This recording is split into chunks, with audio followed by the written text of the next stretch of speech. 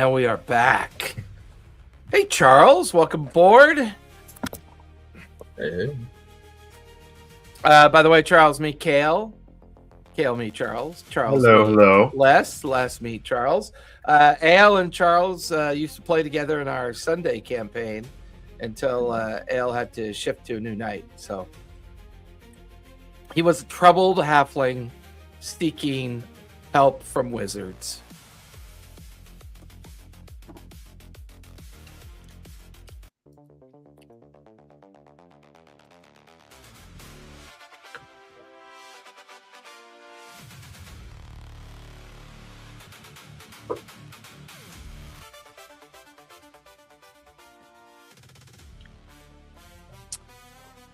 Nocturne is a place of steel, flesh, drugs, music, and the indentured servitude of those that can't keep up pace. But in the heart of the Patchwork Streets, there is a place, a cafe of sorts, a place where people could find themselves plugged in and lost for hours, if not days. This place, well, is run by an individual that goes by the name Pox and his companion Blaze. While Blaze has always been responsible for maintaining the security of the Copper Tether, it's always been Pox that has kind of built a connection of both clientele and those that need to earn creds. For this is what determines your ability to survive in this world. Do you have creds or do you not? Do you have wealth? Do you have influence? Do you have the speed to interact with a world that is leaving everybody behind? Those that find themselves in with the clanks known as the augments strive for that one opportunity to find a shuttle, make their way up to Ark, and there, once they are on Ark, they can finally find respite, solace. Well, at least they think so. But usually it's blurry eyes, fuzzy screens, metallic music cycling in the background of the Copper Tether. And here in the Copper Tether, the smell of the green smoke, the smell of the purple smoke, the red, the yellow, the drug known as haze permeates throughout the Patchwork Streets. A creation of those that live deep inside the digital market to lull people into a sense of false security. Whether you're a Dracana, whether you're an Infernal, whether you find yourself one of the many fairy creatures, and that's the crazy thing about fairy creatures. Some say the fairies are by far the most, well, the ones that went too deep down the rabbit hole. There they stayed for days and weeks and months and years, tapping into the height of the haze, finding themselves drifting ever deeper into a strange world of existence, only to come out the other side changed, metamorphosized, augmented, stretched, their bodies, their visual features. In some areas of the Patchwork Streets where the big markets are, you can find all manner of species, all manner of legacies here. And while the Patchwork Streets are the heart of the slums of the suburban region of Nocturne itself and the Steel Horizon capital city, here in the capital city itself, there is a class of individuals that find themselves on the edge of being on the outside or on the edge of hopefully rising to Ark and finding their way up into the stratosphere and permanent acceptance. But for now, 4 individuals in the Copper Tether meet not necessarily for the first time. They've known each other off and on, wandering the streets together. Every now and then an odd job pops up, just enough to kind of slide some credits their way to keep them a few feet ahead of the law, the wardens, the clanks, those that wander the streets, looking for any excuse to bring someone in and earn their own sense of, well, fame and fortune, depending on how you fall into their grasp. This world, this city, this suburb, the Patchwork Street, the Copper Tether, the haze of smoke in the background, the feeling of the quiet calm of people all plugged into their devices, all plugged in with a device known as a tether. This device is owned by everyone. It hangs off of a belt, off of a strap across their chest, bioengineered into their neck, their head, their wrist, their arm, their hand, wherever they choose it to be. But if you want to interact with the technology of the world, the tether is what allows you to do it. Well, some have always been brave enough to accept the augmentations of those that carry a license. There are some that accept the augmentations of those that simply scrounge for the spare parts, the butcher knives, and unrefined ability of augmenting flesh. It's not always above board, but it offers up opportunities. But for 4 individuals who gather in the shadowy gloom of the multicolored smoke of the haze of the Copper Tether, bloodshot eyes, the feeling of another quiet calm being disrupted by the inevitable arrival of Blaze. His tall, giant form, his heavily tattooed cybernetics kind of winding in and out of his neck, his chin. Already his upper jaw is nothing more than metal, copper, and wire kind of forming into razor-sharp teeth. His sunglasses, not really glasses, but you can see the stitching of the edge of the glasses into the flesh of the eye sockets. You can see the digital apparatus and display of his eyes on the surface of these glasses. As he comes walking over, he inhales deeply on a large haze device, letting out 3 colors of smoke at the same time. Well, seems that Pox wasn't wrong. You 4 always willing to take the shit jobs, aren't you? He looks over at Lugnut. Hey, Lugs. Glad to see you again. As Blaze looks over at you, Lugnut, what does Lugnut look like? Lugnut is I believe was it called Drakari? Dracona. He's Dracona. He has a bit of a larger muzzle, sort of like a T-Rex, if you will. He's got the like cybernetic goggles on his face. He's dressed like a sort of a dusty biker. Comes from a nomad tribe that travels the world on motorcycles, but his broke down, and that's how he ended up here. He has a little robot companion that looks like a sort of a sidecar, but it doesn't have a motorcycle attached to it anymore. It just sort of runs around on its own little wheel. And yeah, he got a bunch of tools, and stuff. He's kind of has like his horns are more like dreadlocks, like kind of just hanging down behind him.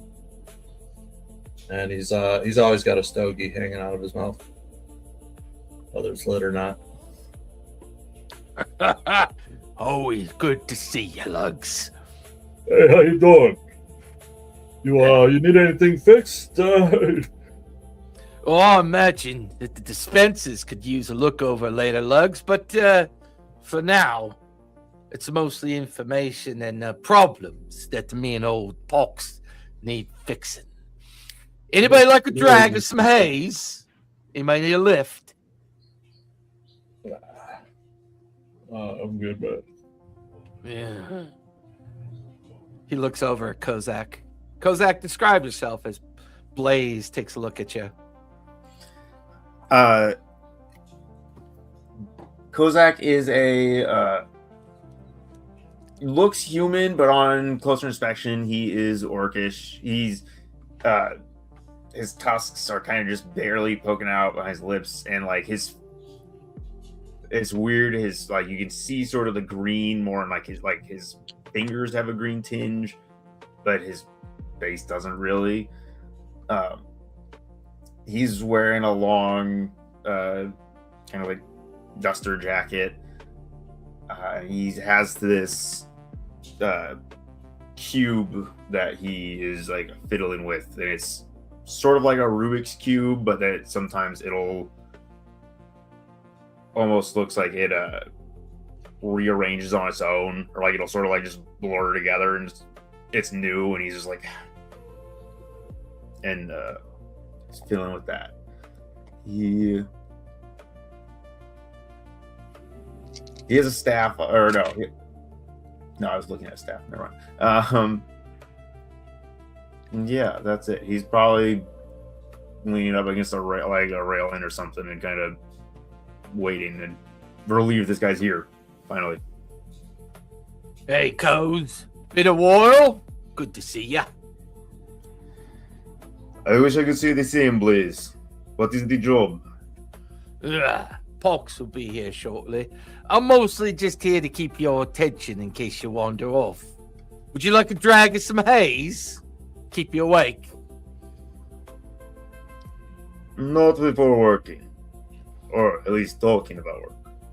Blaze brings the canister up to his mouth, sucks in deeply. You literally watch as his flesh kind of goes multicolored up towards his hair. The smoke kind of leaking from the front of his face.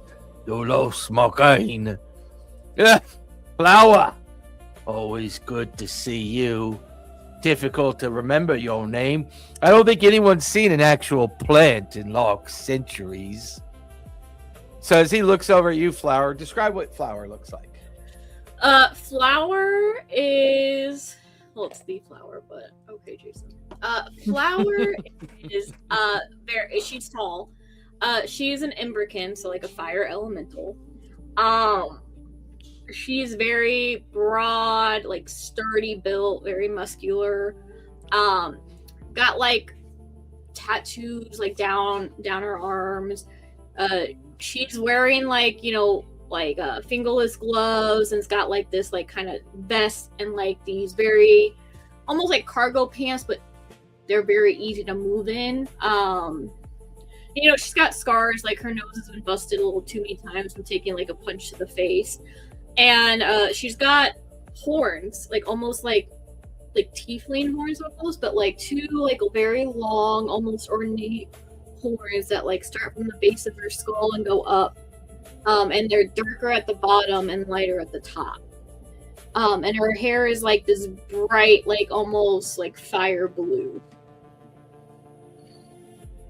Yeah. Always pretty to look at, but you gotta do something about that nose. I know a guy over at a chop shop. Be more than glad to fix that for you. I'll let him fix it when I fix your face first. Oh, always floating, always floating. Well, hey, Jess. Good to see ya. As he switches over to Jess, describe what Jess looks like. Jess is just has this giant piece of headwear that kind of looks like a jester's hat. It has outlets and lights and wires just wrapped around everywhere. And they're just sitting in the corner, has some earbuds in. They have a visor, and they're just playing on their phone. On their phone, just floating around, is this little holographic skull that keeps just like getting in the way of the screen, and just keeps like swatting it away. But just kind of a trench coat thing going on. Definitely doesn't go out much. They're a Qatari, a cat person. And yeah, kind of just takes an earbud out. Huh? Yeah. My kids used to do that till I sold them. Anyways, listen, Jess. Listen, Flower and Lugs and Kozak. Porks is going to be here in a moment. He's getting his oil changed. Shouldn't be too much longer. He's had a rough week.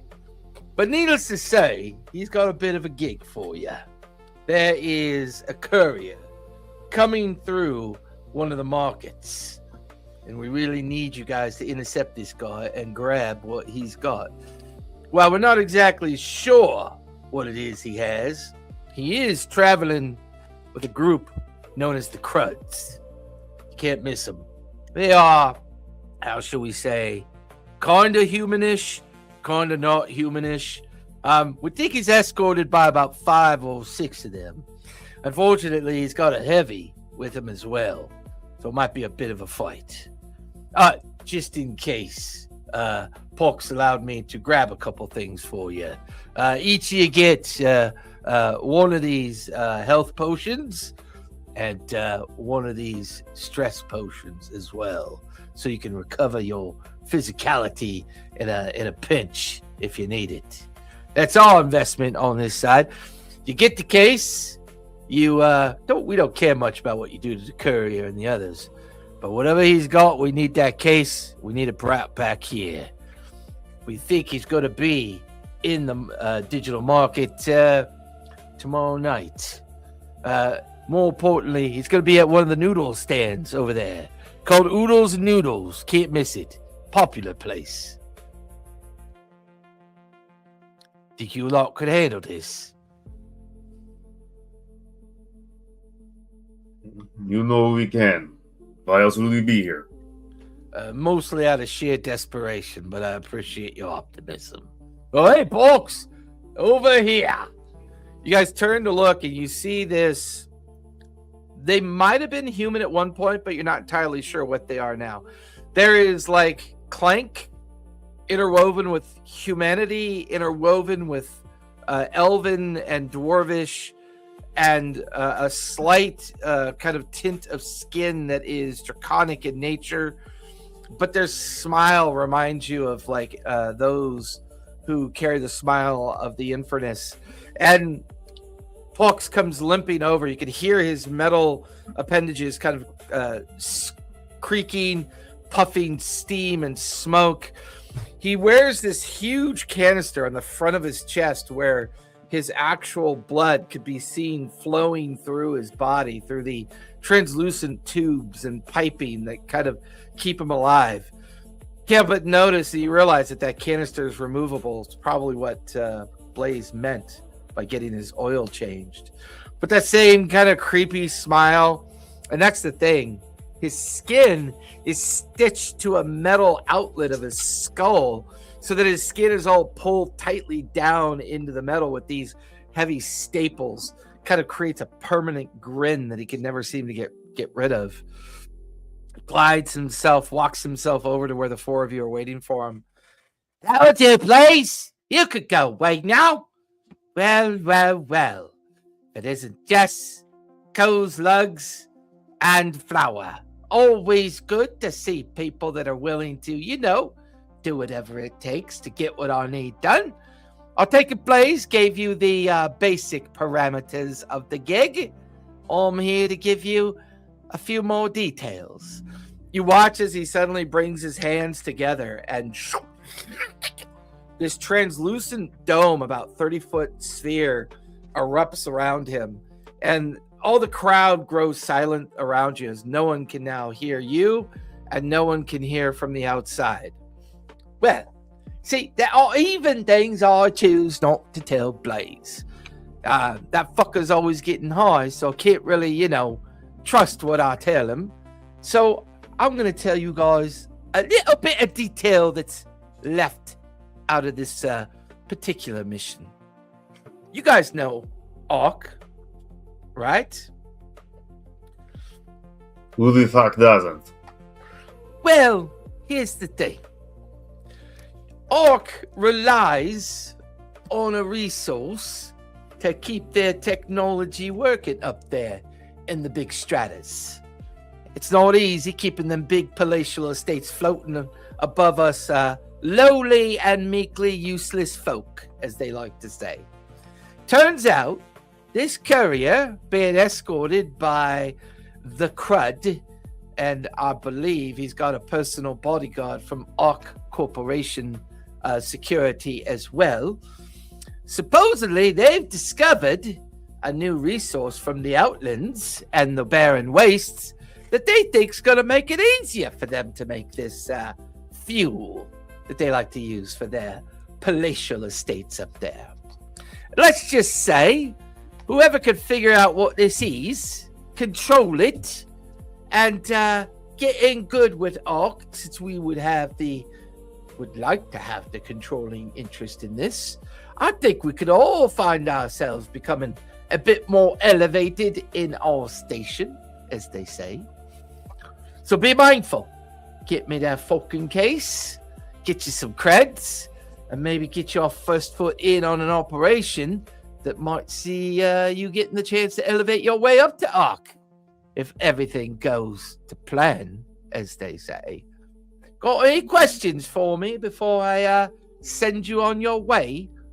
Yeah. This guy's got a briefcase. It's got some papers in it or something. I'm not really sure the matter upon which it is preserved. Could be on technology. Could be anything. All we know is he's got it and he's carrying it. Why is he carrying it down here? Oh, we think he might have met up with someone down here to, how should we say, make sure whatever he has is the legit shit.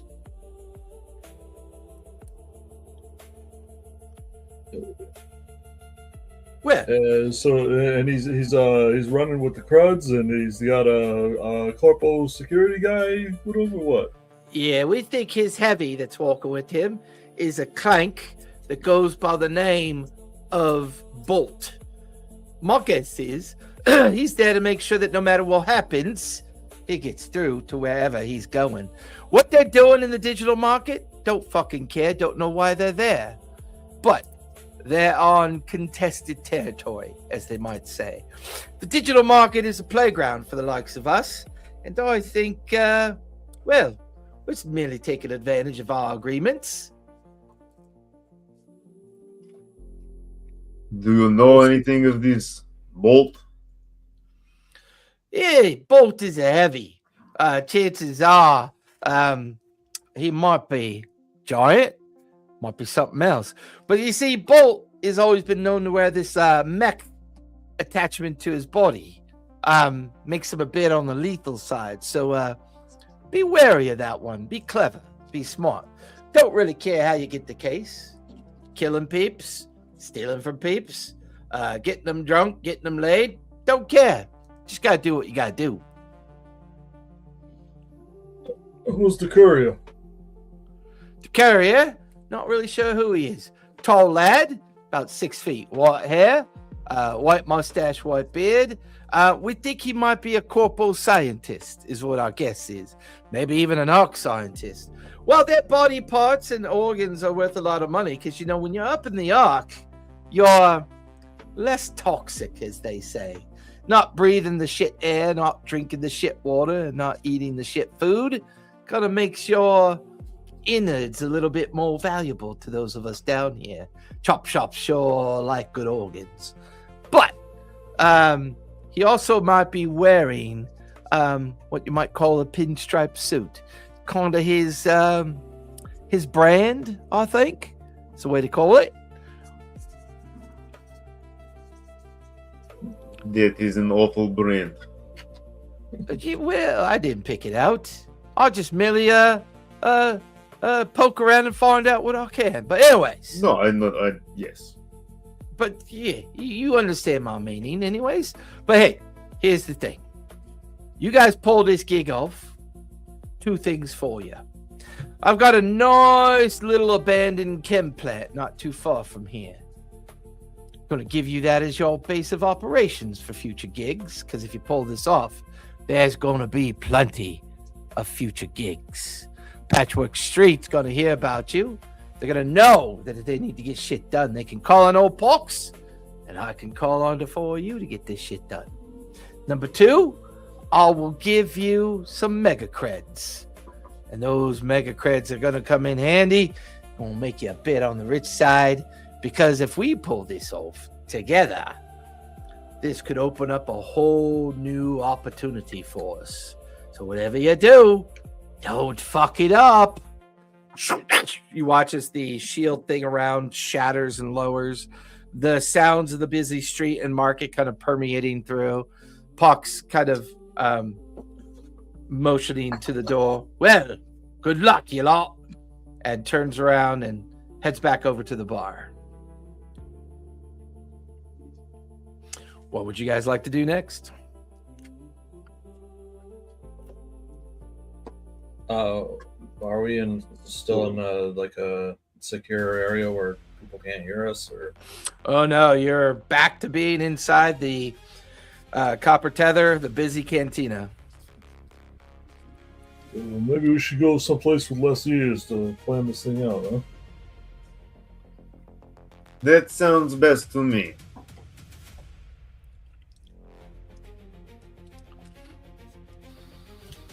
And, I know the is there? you guys.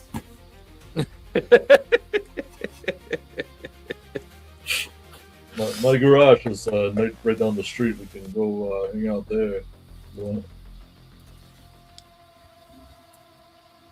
Sure. Fair enough. No, that is what works with me. Your As you guys- garage, you say?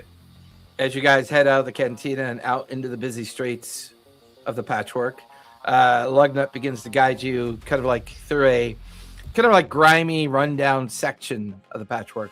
Lots of little mechanical shops, and you can see all these kind of, they're usually known as the Greased Out, these dwarf and orc individuals who love to work on machines and other contraptions. Lugnut guides you through the darkened alleys and streets of this particular area of Patchwork, and eventually into, what would you say your garage looks like there, Lugnut? So, calling it a garage is a bit of a aspirational term. It's really more of a storage unit, most of which is taken up by my hog, my motorcycle, currently disassembled, and there's a bunch of tools and spare parts stuffed in there. So we're all sort of just kind of cramped around this this little motorcycle. I think maybe it's in like a shipping container, or maybe if there's a row of storage units or something like that. Yeah, I love it. I really love to imagine like we're walking here and Kozak would kind of like hang in the back with like the file and be like, "There's no way this guy owns his own garage and he's on with us." And then we get here, he's like, the garage. It's better than the cardboard box I was in before. So You were right. No one can argue with that. Speaking from my own cardboard box. So it seems do we know anything about the cruds? And I'm getting a phone call. So I'll get that.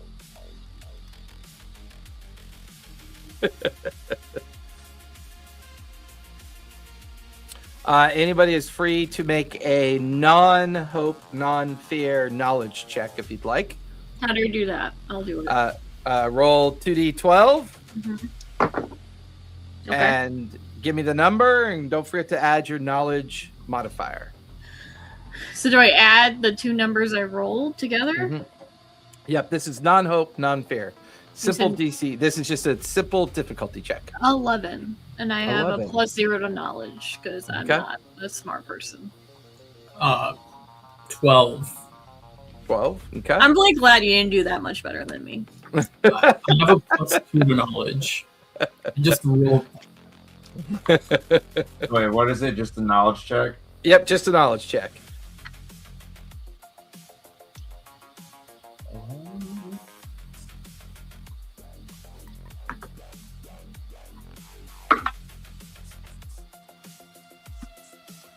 I got a 9.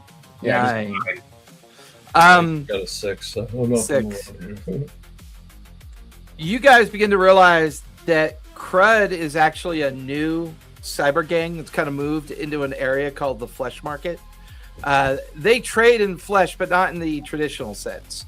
They are corporate, recyclable urban dwellers. What they do is they look for people that are on the edge of death. They take them away, harvest their organs, their skin, their bones, whatever they're made of, and then they sell it to highest bidders outside of the flesh market. The flesh market is dank.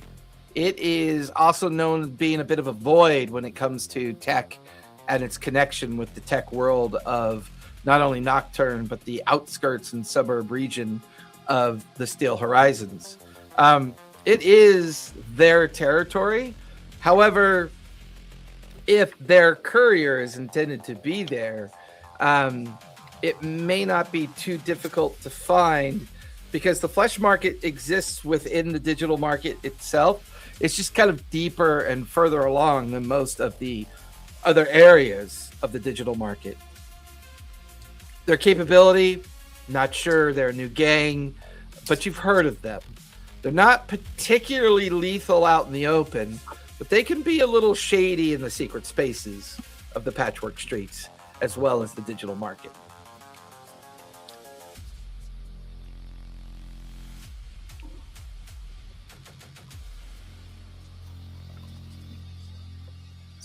They're new and they're working for fucking Ark. What the fuck is this? Corporal bottom feeders, it sounds like.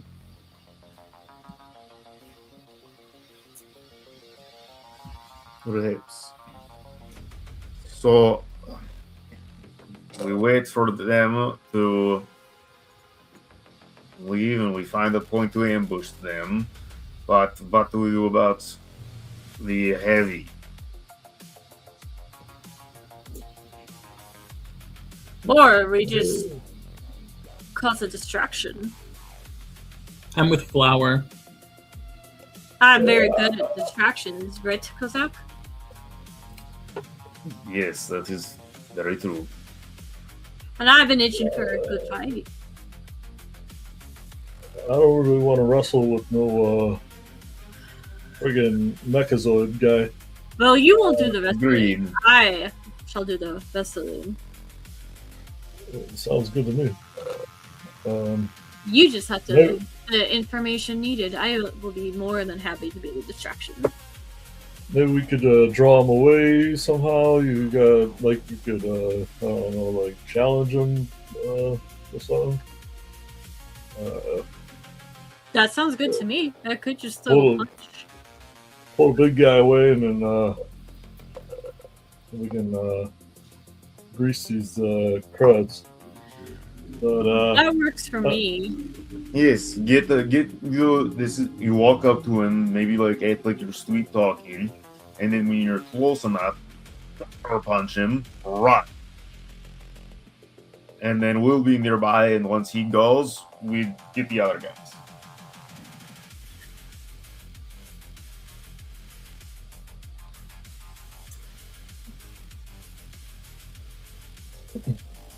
I like this plan. I really worry I am not very good at the fluttery. Kozak, that's more your charm than mine. No. I shall do my best. I shall give it to you. You'll do fine. You'll do fine. Thanks.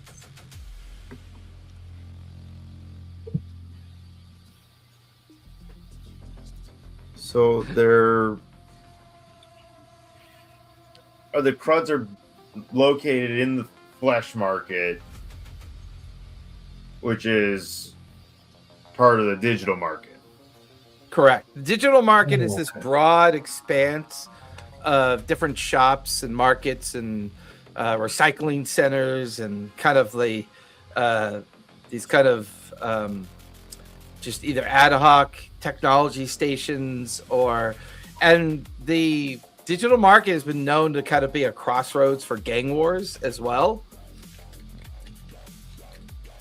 So maybe we could find out who like the Crud's enemies are or something, and get some information from them about how they're traveling. Because right now we don't have a whole lot of information about where they're going and how many there are. I say, I mean, we could just, kidnap one and eat him. I mean, I'm pretty good at intel gathering. Like, I'm good at. if we know kinda- where, I can probably track them. They did Okay, say, Blaze did say there'd be like 5 or 6 of them, but yeah, any more information would be helpful. Right. So maybe you go on like the interwebs or something and like Something of a hacker. okay. Yeah, so you could get the buzz off of the wire.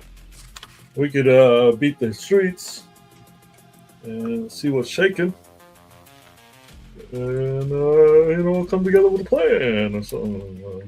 Or we could just go in guns blazing. Hey, I'm up for anything. Gun and guns blazing is what I do best.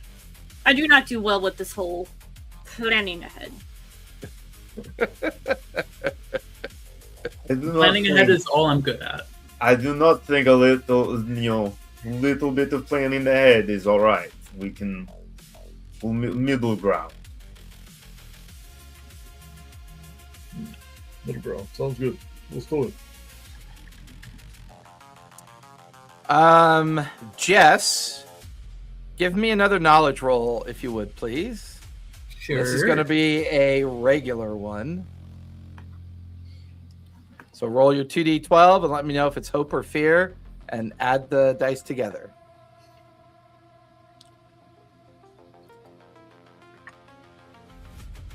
Do I know exactly what I'm rolling for? Oh, yeah. Because I have the freeborn community, which will let me change my fear roll into a hope. Absolutely. Yeah, go for it. So if you roll with fear, you can change it to hope. It's a 13. With fear or hope? Hope. So you earn a hope, so you can add another hope to your list. You know of a tether hack station on the borders of the digital market. It allows you to tap into all the cameras that still function within the digital market. The AI package that you have will allow you to facially scan for crud operatives, and that might give you an insight on where to start. I have nature's tongue for this specific reason. There might not be any plants, but there's plenty of cameras. I love it. That's so cool.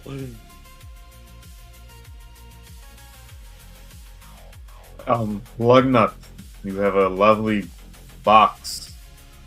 When did you get this? That was so awkward. I love it. I thought you were supposed to be the one that good with words, Kozak. Not This bad. is, I don't know where you got this idea from. The garage is a work in progress. It's gonna grow. I get another storage unit and I put more shit in there. No, I Walls. You got something problem.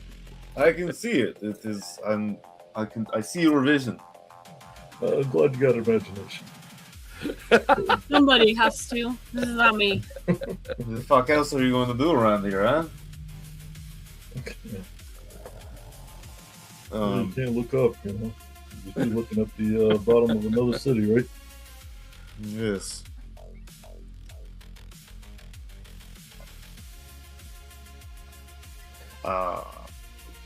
So where do you need to, Jess, what do you need to do to learn more about the Cruds? I just need to go to the terminal that's like right there. I forgot what it's called already. The tether, is it? Yeah. It is a hacked tether terminal. All right. So yeah, we can set up there. You can looky loo.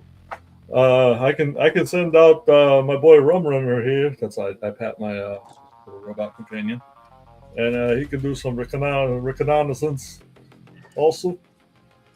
I'm imagining there was a cartoon I used to watch as a kid where all the characters were dinosaurs, but they were all kind of anthropomorphic dinosaurs. Yeah. Mm. I remember.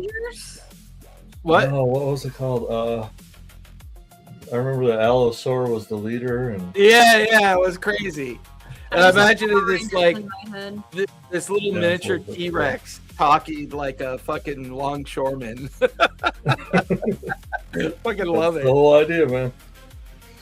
That's As the great. four of you head out into the busy streets of the Patchwork, the buzz of the digital train goes roaring by. You watch it kind of follow its path up and around. But for you guys, you follow Jess as he begins to guide you into a much more kind of seedier, abandoned section of the beginning edges of the digital market, taking you into the very heart of some of the more kind of nefarious patchwork communities. The four of you are in a very dark, oily smelling alley. Every now and then, the kind of strange creatures that have been living off the toxic waste of this region for years, kind of slithering and moving in and out of the alleyway shadows. Sure enough, there's an old tethered terminal behind some metal boxes and broken computer screens. Jess goes over, moves them aside. Where's your tether located, Jess? How do you use your tether? It's one of the outlets on my hat.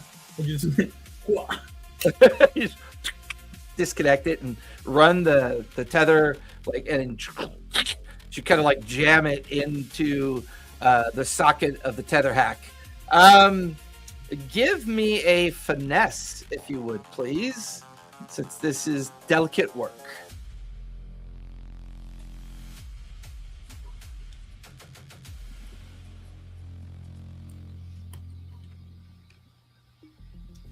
Wow. Okay, wait. Now I'll use the freeborn. I didn't use it last time. Last time I actually rolled hope. What was your total number, though? Right now 20, but fear. 20 with fear. So you're going to use your freeborn. Now, does your freeborn cause you to spend hope or stress? It says once per session, when you make an action roll with fear, you can instead change it to hope. Okay. Technically, this is not an action roll. An action roll is usually when you're in combat. Gotcha. So 20 with fear is still success, but with some failure. I earn a fear, so I'm up to 10. As you guys watch Jess plug in, the little kind of grimy, kind of depixelated monitor comes on. And you can see all these little squares within squares forming into camera sections. Some are blank, some are grainy, some of them are kind of hard to see. Every now and then a camera focuses in on a face that's shadowy, that's strange looking. But about 5 or 10 minutes into your probing with the AI packet software and into all the nearby regions, while you don't necessarily find the flesh market, you find a group of 3 cruds. The AI identifies them as cruds. They are currently in the edge of an alley, no more than maybe 5 minutes from here. They seem to be in the process of slinging haze to those that come into their particular area, buying little small breathing canisters. There's even some haze users kind of passed out on the street around them. They're kind of rifling through their pockets and kind of taking their passed out bodies and tossing them out into other alleyways. A dwarf with a like a staff made of wire and copper, strange looking sunglasses, kind of wandering by them as well. You do see a landmark, however, Jess. There is a old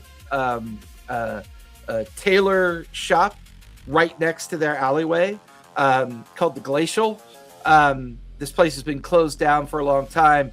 It's a known place for people to do illicit activities, so you have a pretty good idea of where it is. You're just not entirely sure the details of what might be immediately around that area. The cameras are mostly out.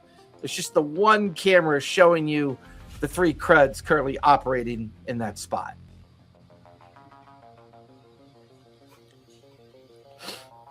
And of course, you could simply just say that you told everybody that if you choose to. Yeah, of course. Okay. What would you guys like to do next?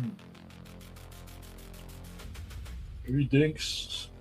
You can go in to buy some stuff, some haze from them, and when they, and then we can jump them or something, right? Is that something like a thing? If we go to that camera, I'm sure I can get more information. But for now, this is like my limit. Yeah. I still say we just find somebody, beat them. That's what we're doing. I meant Yes. now. Like, did you find anybody now that I can go? Yes. Sure, that way. These 3 guys. I will We're gonna go go now. there. We're gonna say, "Hey, I need to buy some shit," and then you're gonna run up behind them and hit them in the head. We're talking about like in the next 5 minutes. Right. Okay, I see. And then we'll grab one of them and we'll put the screws to them. And see Yes, what the comes screws. out. I think I understand. Hey. Yeah, I just realized something, Charles. I don't have a Hero Forge character from you yet. I sent you one. Did you? So- God yeah, damn, I'm it's getting private. old. I'm getting old, Les. It's all good. Second time that's happened. Yeah, no worries. February I think I 16th, did. 2026. Did you PM it to me or did you drop it in Discord? Yeah, it was a PM. Okay. DM or whatever they call them nowadays. Oh, that's right. That's right. The 3 you sent before were for Strahd. And then this is the one that was for Neon and Leylines. Yeah, that was my bad. My bad. I just sent one this time. I was gonna send one for my motorcycle too, but then I was like, nah. Nah, you sent me Ludoff. Did I? Son of a bitch. Okay, I'll send you another one right now. That's funny. So I've already got Ludoff.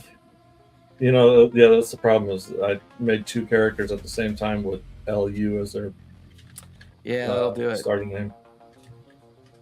I love the fact that he's a T-Rex lizard creature with a bike. He's a fucking biker. That's so cool.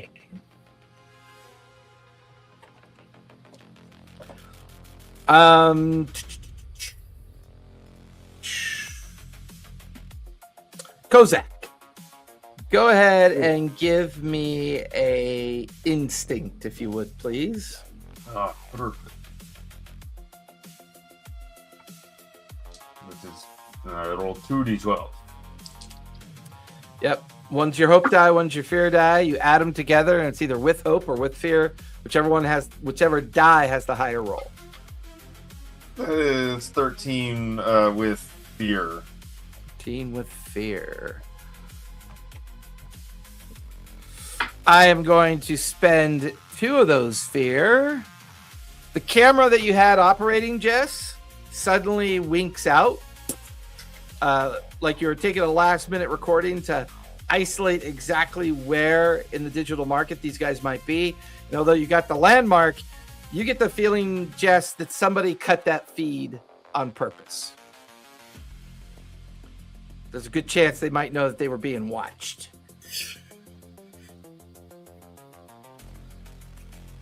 Guys, I think we have a professional on our hands. Are you trying to compliment yourself? What do you mean? Well, yeah, of course. We also have an amateur thinking he can just kick me off the network.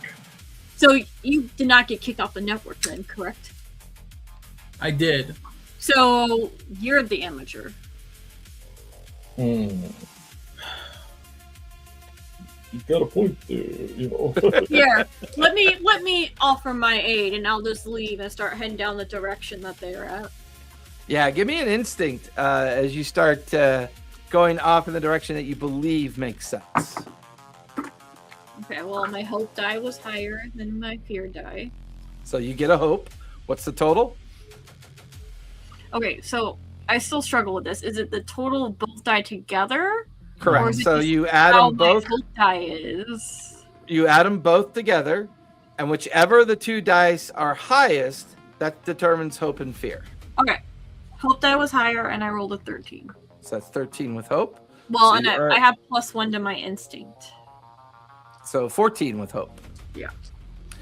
You could add a hope to your character as well. For you, Flower, it's more about identifying what somebody else might be interested in. And sure enough, you come across a couple of elvish individuals that are kind of like scratching at themselves, kind of like lost to the addiction of haze. And you know that they're out to score. So you start kind of guiding the others to use the shadows of the alleyways and streets to follow these two individuals. And before long, you guys end up in a section of the digital market that borders another series of Patchwork Streets. And sure enough, there's the old tailor shop all closed down and condemned. There's the alleyway. There's graffiti all over the walls and all over the ruined buildings.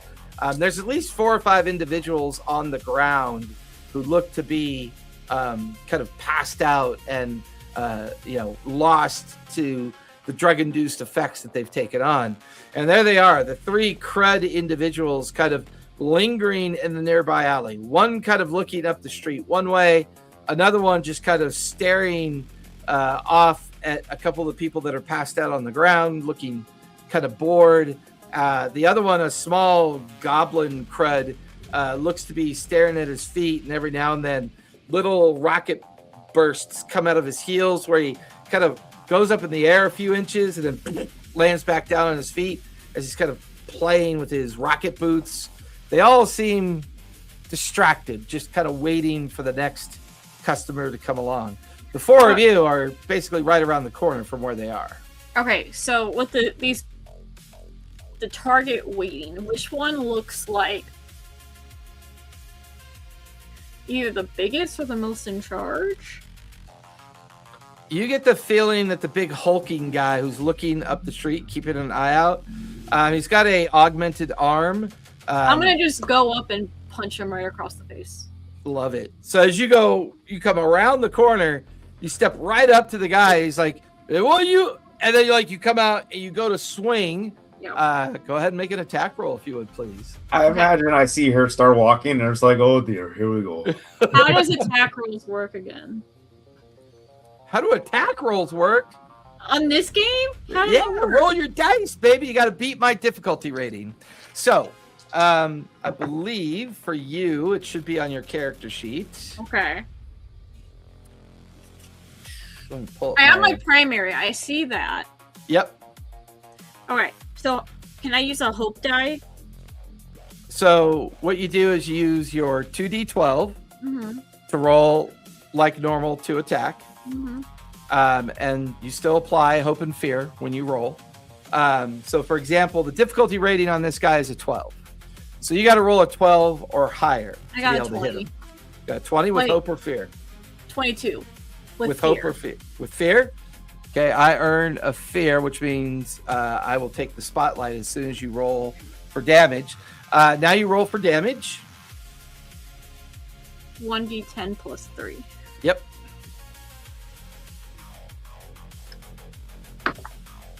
Uh, 6 points of Six. magical damage. 6 points of magical damage. That is And I have a question. Yeah. I have experience as a brawler. Does this classify as that? Absolutely. So add it says +2. I don't know where that plus. That would be +2 to your attack roll, but you've already hit him. So 24 then. Yeah. Gotcha. Okay. And whenever you use experience, it costs you hope to use experience. Okay, and then I have an ability from my domain. Okay. Wait. Ooh.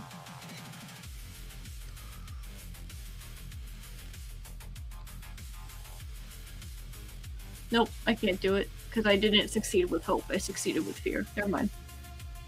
Gotcha. That will be on his major threshold. So he will take 2 points, stagger backwards, recover, see you.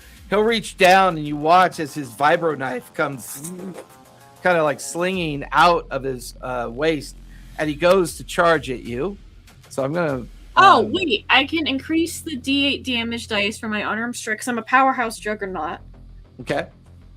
Increase the D8 damage dice for your unarmed... Oh, 2d10s. I already did that automatically. Never mind. Ignore me. No worries. I was like, I'm reading everything, and I'm like, oh, wait. No, So with that, you guys watch as Flower threw a strike into this guy, knocks him backwards, staggers. You can see blood kind of coursing out of the corner of his mouth. He staggers back forward, pulls out a vibroblade, goes and lunges at you with his vibroblade. That's definitely going to miss with a 7. As his vibroblade goes right by you, I'm going to spend... oh, no, I miss. Which means you guys automatically take over. So anyone's free to go next. I mean, can I swing another punch at him? Yeah, I'm so confused. I've been trying to follow along on my own character sheet. And So a couple things to remember. There's no initiative, right? So it's what you call the good meta. Anyone's free to go once we're in combat. To hit any adversary, you roll 2d12 and you try to beat my difficulty rating. And when you roll with either hope or fear. If you roll with hope, you continue to keep making moves as a team until you roll with fear. Okay. okay. Right. Well, I'll send in Rum Runner.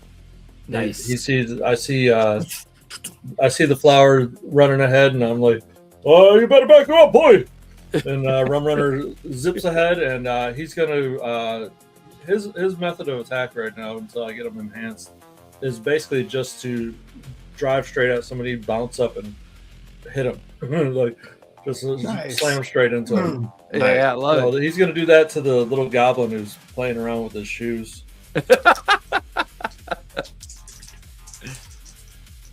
And I will roll. I got 2 9s. Is that good? That is a critical. So that's a critical success. You automatically get a hope. You automatically get a stress back if you need it. And you automatically do critical damage. So you max your dice and roll them again. So whatever you would normally roll is maxed out. You then roll it again and then add your modifier to the damage. All right, so I roll a d6. So that's 6. No, I rolled a 1. Plus 1, plus another 1. Oh, another. Is that? No. Oh, no. Just 6 plus 1. So 8 points of something.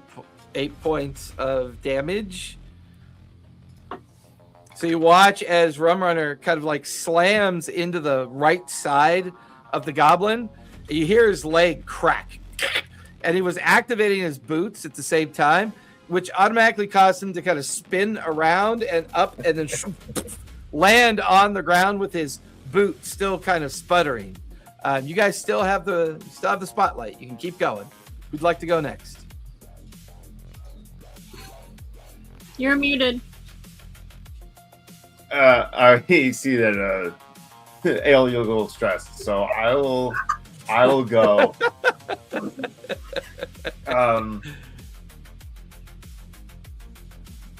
Can I, if I make a spell cast roll, that's like my action, right? Correct.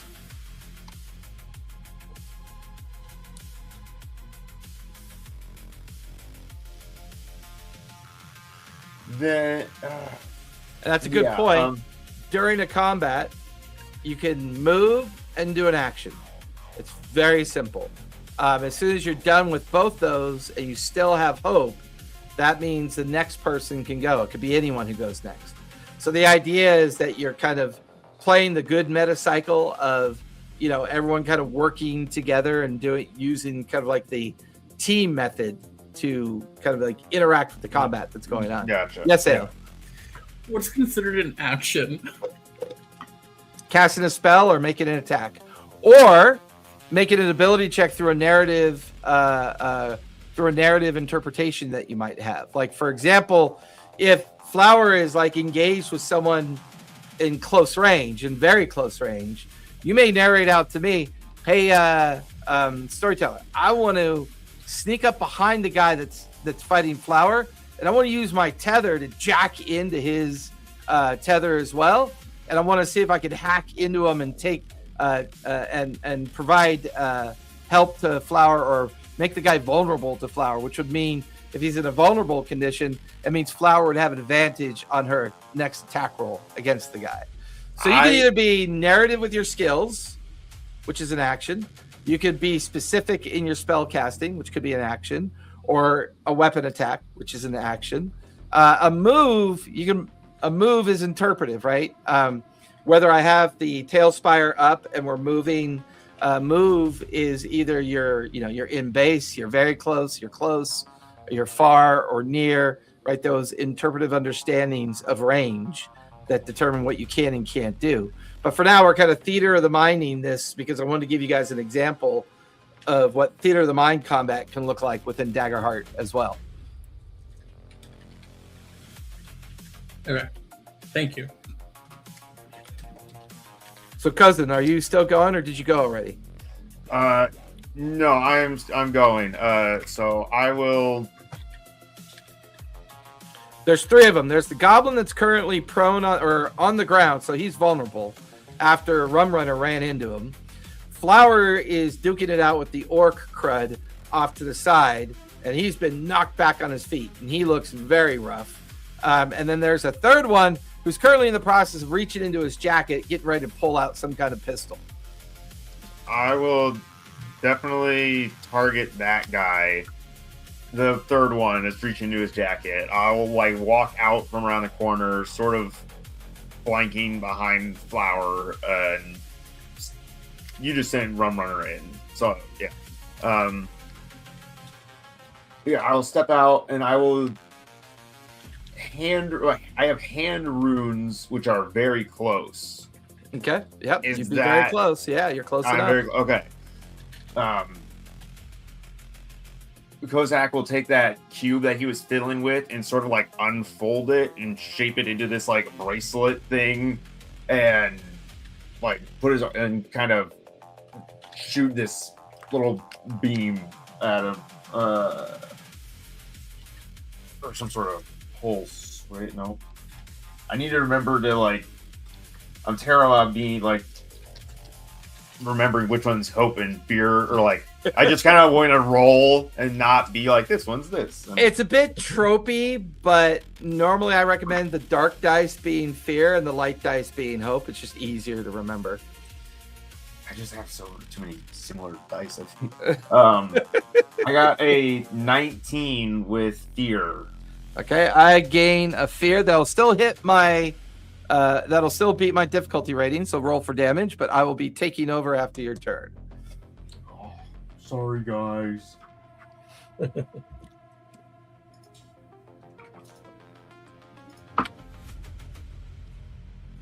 Okay,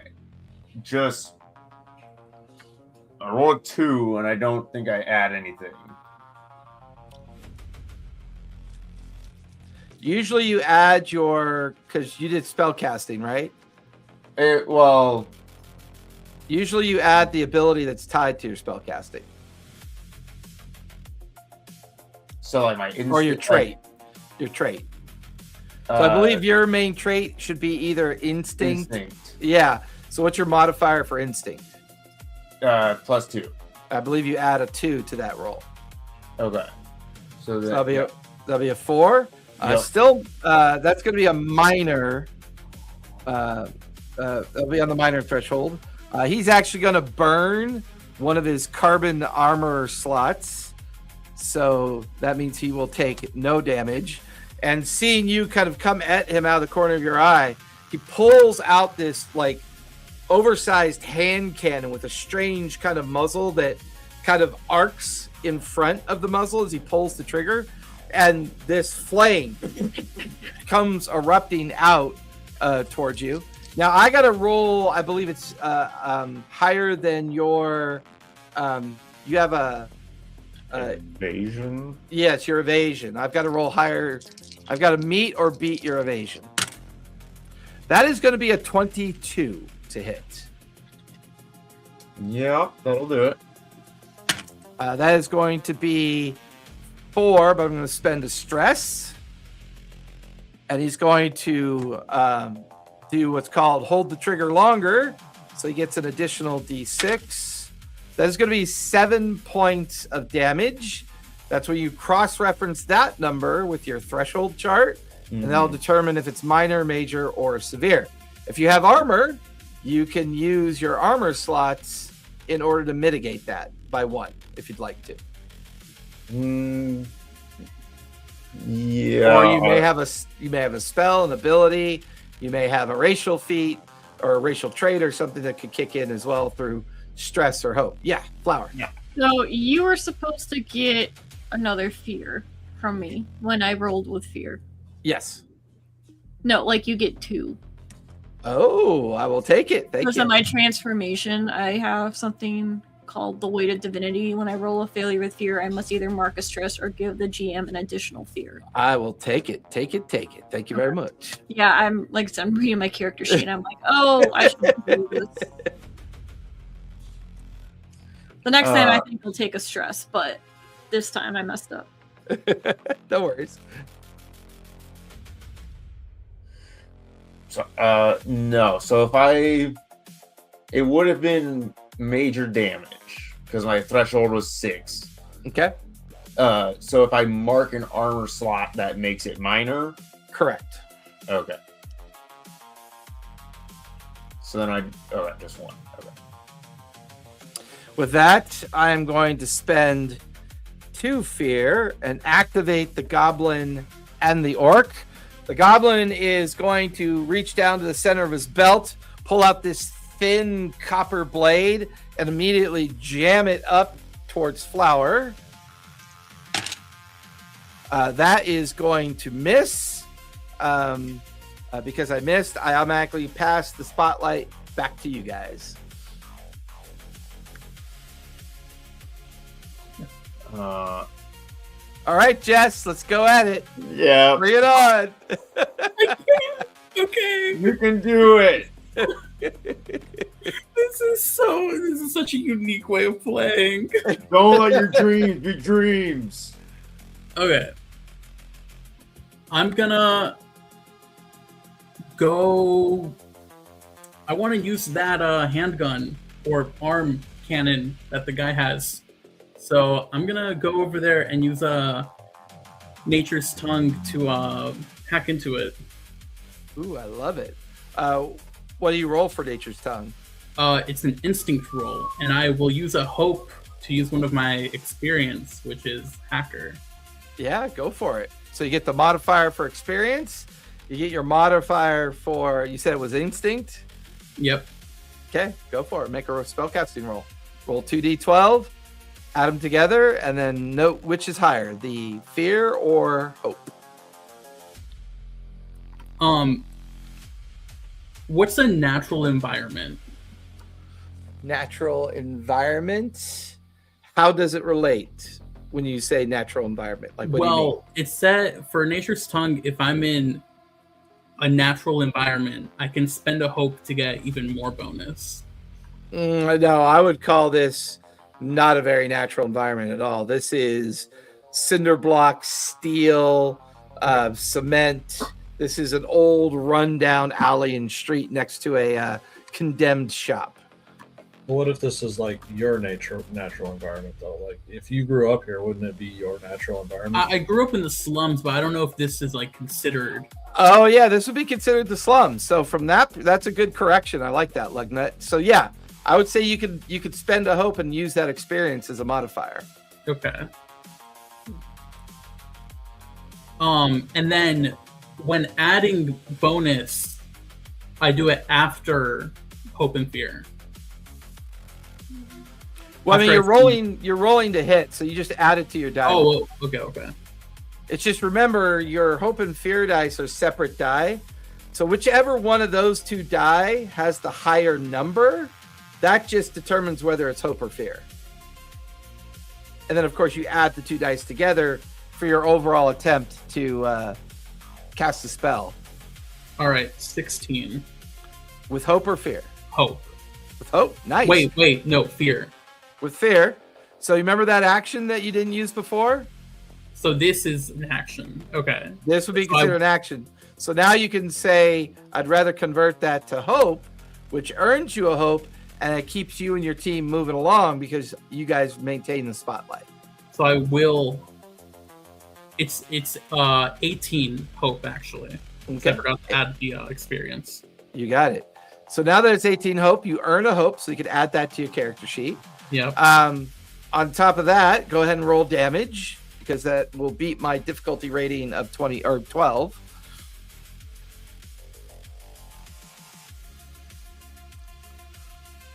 What damage? What damage does the spell do? Well, I wanted to take control of their gun. Oh, yeah, that's right. Well, you know what? Since you take control of their gun, I'm going to say you point it back up towards the person that you've taken control from, and then you force him to pull the trigger. So he is going to take 8 points of damage, and that is just enough to be on severe. You vaporize, like you create a vapor trail right between the center of his head, and the two halves of his head just kind of peel apart, and his dead body collapses to the ground. Who'd like to go next? I mean, I want to just keep throwing punches. I want to just go for it. Yeah, the orc is right by you. He's staggered. He's like pointing. He's getting out his pistol and getting ready to point it at you as you kind of come back at him. Okay, so let's see. 13. 13 with hope or fear? Hope. With hope? That No, earns wait. you. That's another fear. My bad. That's going to be fear. I will take over after this, but that is still high enough to hit him. So go ahead and roll damage. And if you want, you can do. I'll take the stress actually instead of giving you another fear die. Okay. 9 points. 9 points. That's going to be just enough to be severe. So he will take 2 more on what he took. Because you're using your fists, right? Yep. Yeah, you recoil back. You switch off to the side as he shoots right past you. His fist, or your fist, slamming into his jaw. You just see teeth, metal jaw work kind of peeling away, copper and arc energy kind of crackling away as he collapses dead onto the ground. However, I will then take that fear and spend it on the goblin. The goblin's going to go, shit! And he reaches into his pocket and he pulls out this cylindrical device. He pulls the pin on it and immediately throws it on the ground in the middle of everybody. I need everybody to make where is it? No, it's that. Oh, sorry, agility. I don't know why I was not staring at that. I need everyone to make agility rolls. This is non-fear, non-hope.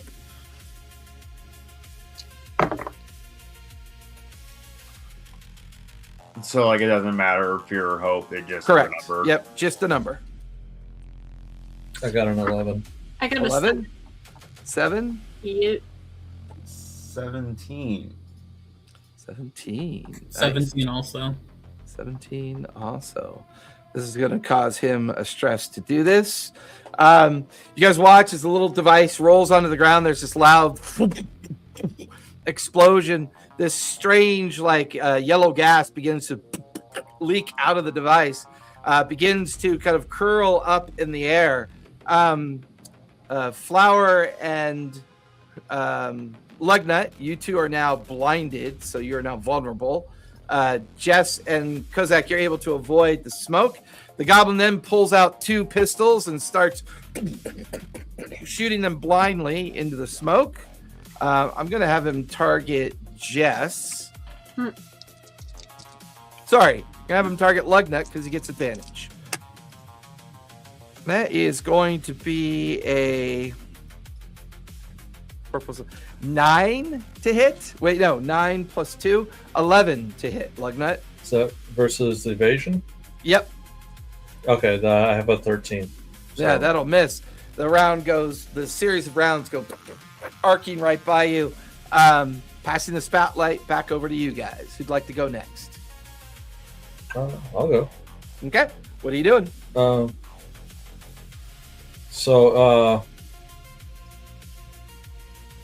Actually, I'm blinded, right? So I can't see anything? That means you'll be at disadvantage. Okay. When you roll How does that work? When you roll your 2d12, you add a d6 to the roll, and and then you minus the result of the d6 from your total roll. Okay. That's cool. I pull out my grappler and I will try to just grab him. Can I specify like in D&D that I want to do non-lethal damage? Yeah, if you'd like to, absolutely. Yeah, okay. We got fucking one of these guys. So Yeah, because one got his head blasted off, and the other one got his lower jaw ripped off. I don't fight. I didn't know. Okay. Okay. So yeah, I will grapple. Or maybe I won't. I rolled a 5 with fear and I -4, so I rolled a 1 with fear. Yeah, you're like kind of choking on the smoke. You pull out your grappler. Your eyes are streaming water as you toss the grappler at what you think is the goblin crud. You see his shadow easily dodge the grappler as it goes by him. Now that the grappler sees you more specifically, he's gonna spend his last stress, and he's gonna bring both guns up and aim and shoot at the same time. So if he hits you, he gets an extra d6 damage. That is a 3 + 3 + 2. That is going to be an 8. You, at the last minute, as you're wiping smoke out of your eyes, his rounds just go right by you. Who'd like to go next? Since I'm still connected to the arm cannon, can I still use it? Absolutely. Yeah, I'm gonna try hitting him, of course. Give me your instinct, right? Yeah. Knowledge. Well, what's your main trait that defines your character? Knowledge, yeah. Give me a knowledge roll, hope, fear, knowledge roll as you do that.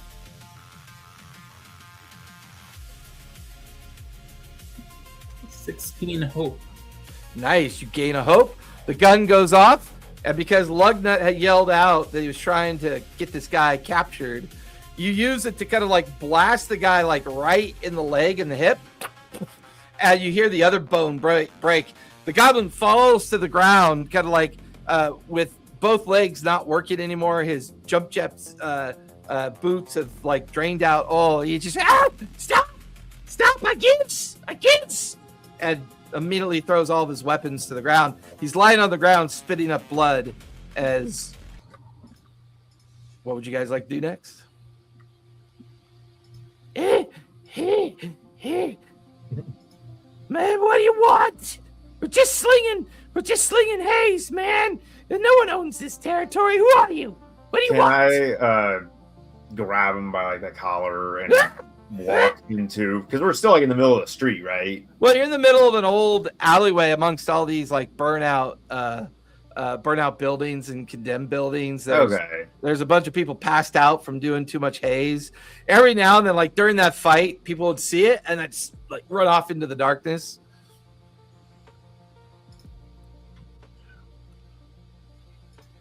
I guess I don't need to grab him then. What do you want? Leave me alone. What do you We will leave you know alone about when we shall leave you alone once you talk. I'm talking right now. Okay, leave me alone. What do you know about the escort later tonight? Is it tonight or tomorrow? What do you mean? What escort? I don't know what you're talking about. Can I see if he's lying to me? I mean, give me a. Guys, Yeah, you can give me a instinct or knowledge, your choice. we can beat this information out of him with one of I my got- abilities. I have an instinct, and then because I am a slyborn, I have advantage on rolls to detect lies. So Yeah, I go add a for it. d6 and like add the d6, right? Yeah, absolutely. Because you have I advantage. should have said I'm doing instinct. Yeah.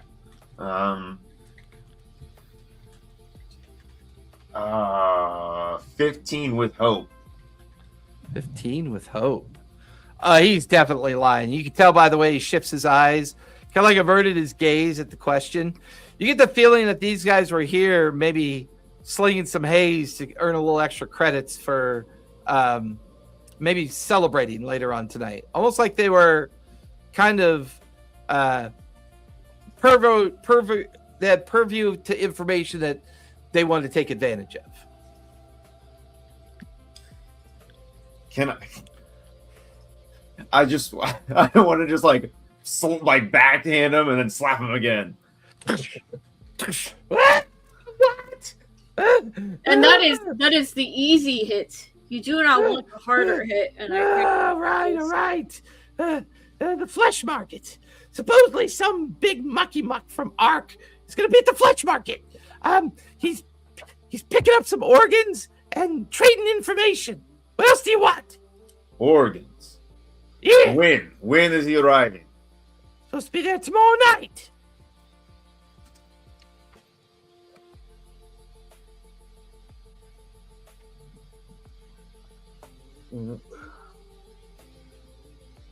What organs? From what? I don't know. You'd have to ask the surgeon about that. Oh, I know they're supposed to be meeting there, exchanging creds, information.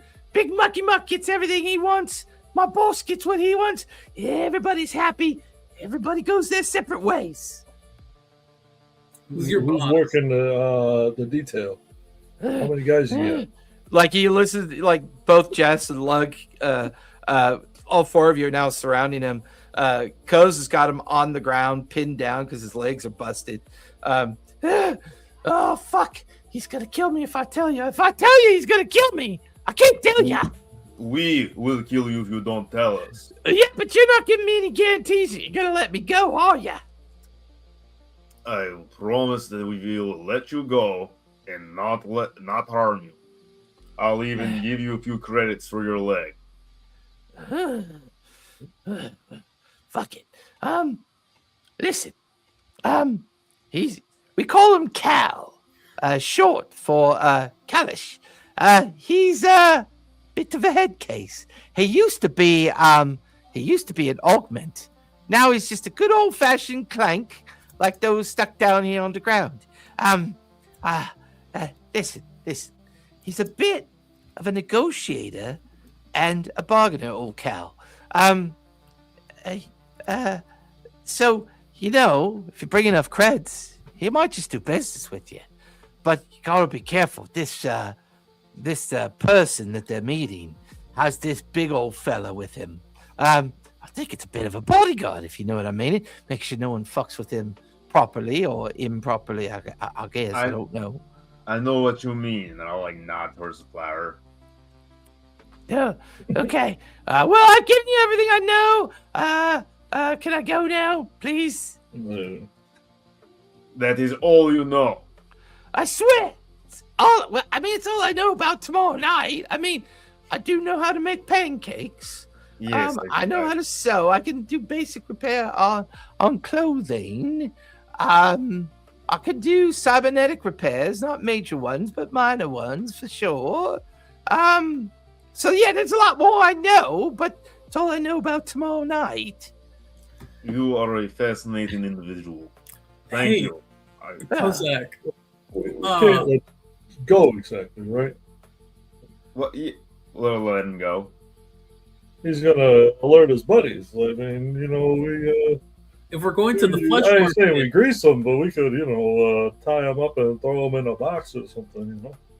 I'm saying if we're gonna go, to a place where they're selling organs and stuff, we got a fresh body right here.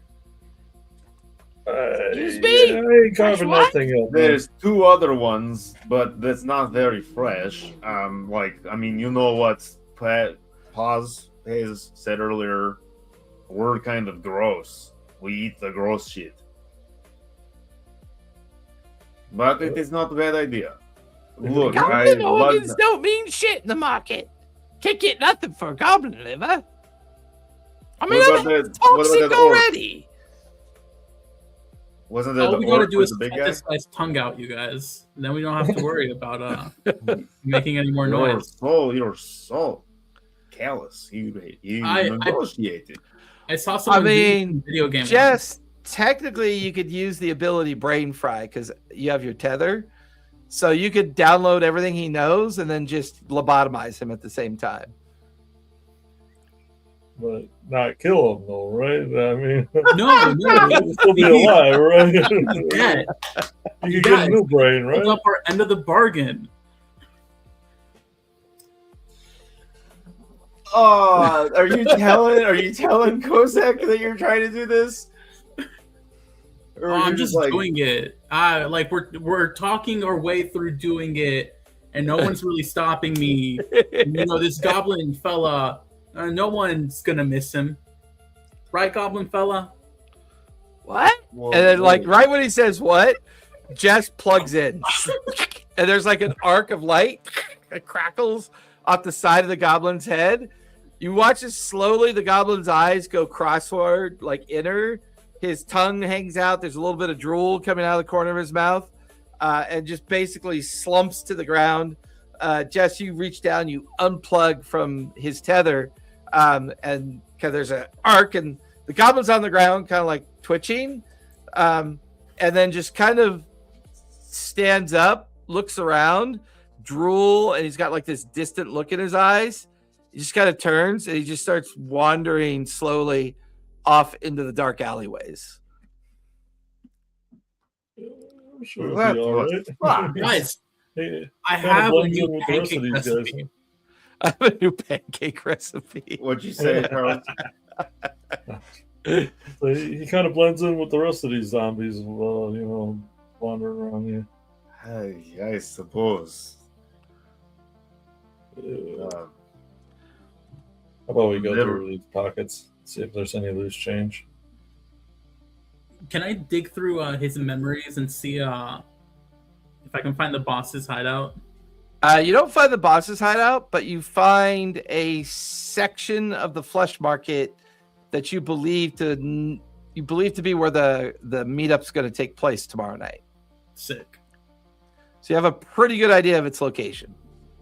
You can probably hack into another system and verify it, but as far as you can tell, you've got a pretty good understanding of where it's supposed to be.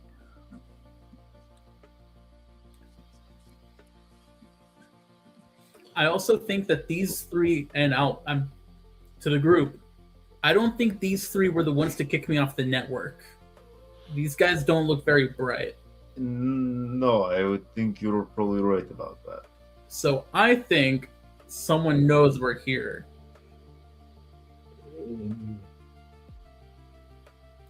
Can you track where the other hacker is coming from? Or? Oh yeah, can I look for that camera that I got unplugged from and go? Absolutely. Give me an instinct check as you start looking around. Can I assist? Yeah, you can spend a hope and do the help action.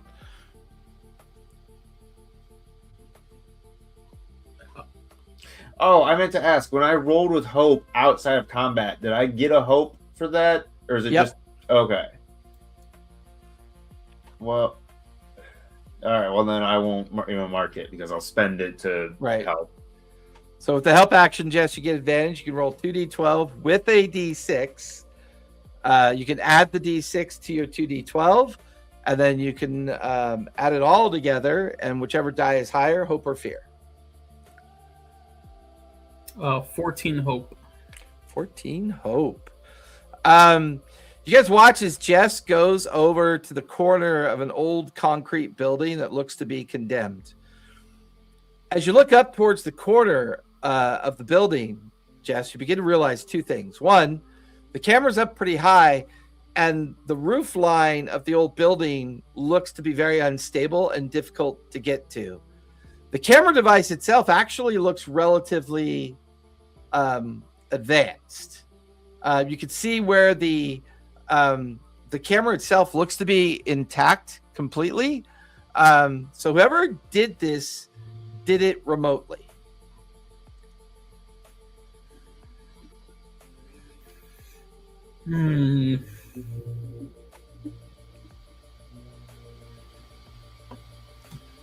Now I'm starting to think we're not the only ones looking for this event.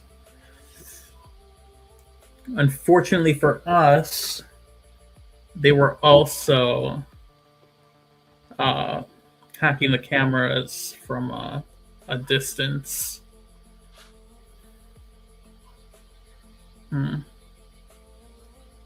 Is there a way to tell what tether they connected it from?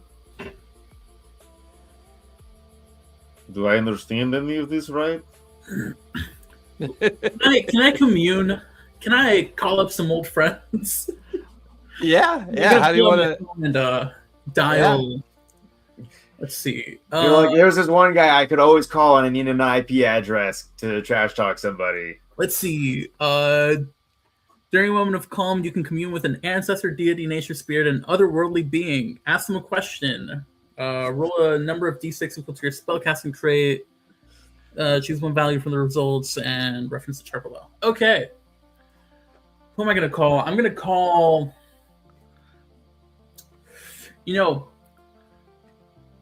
I basically live in a PC cafe, and there's a couple more people just like me. I'm going to call one of them, but buddy old pal,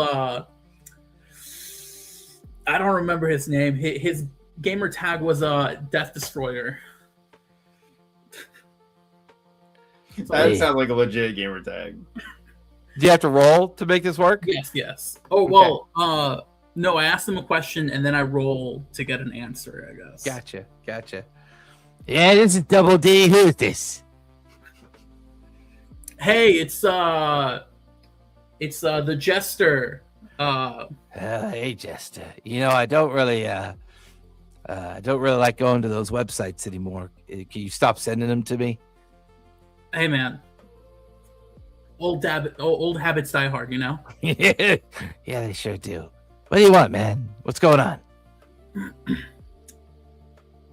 I need some help tracking down this VPN that some guy used to kick me off the network earlier. I've got someone kicked you off. They must be good. You know how you don't want me to send you those websites? I don't want you to talk about my expertise in this area. Thank you. Oh, yeah. Sorry. Yeah, gotcha.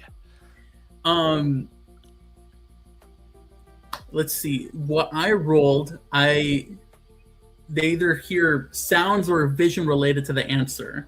So, all right, you hear a keyboard typing. So you don't see where they physically hacked into. You think they remotely hacked then, yeah?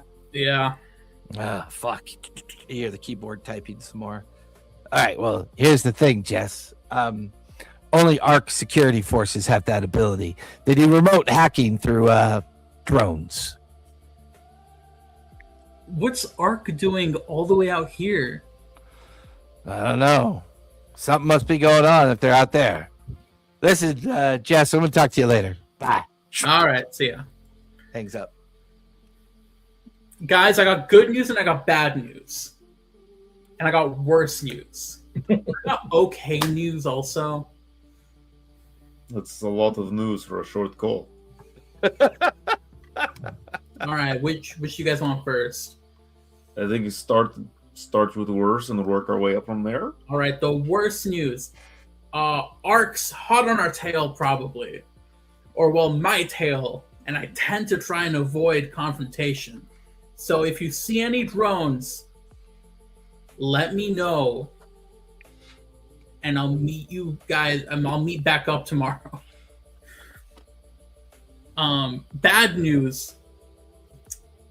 DD doesn't want me sending them those links anymore, and it hurt my feelings a little bit. Okay, the okay news, they didn't seem to mind. You know, old habits die hard. And then the good news is, we know it's Ark, and we probably also know that they're gonna be at the flesh market also. So let's not do anything too stupid. Huh? So we got to watch out for drones, right? It sounds like you are the stupid one here. I'll write Brawn for brains. I don't know what to tell you. I am not in trouble. I am not being hunted. That tells me everything. You threw the first punch. I don't know what you want. I cannot argue with that. I am not being currently hunted, am I?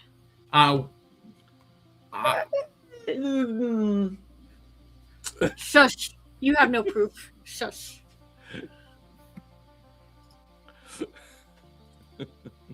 So we got the guys on the ground, and we got the cyber bodyguard, and then we got drones to worry about. Am I reading this correct? Yeah. That sounds right. Is there a way that we can...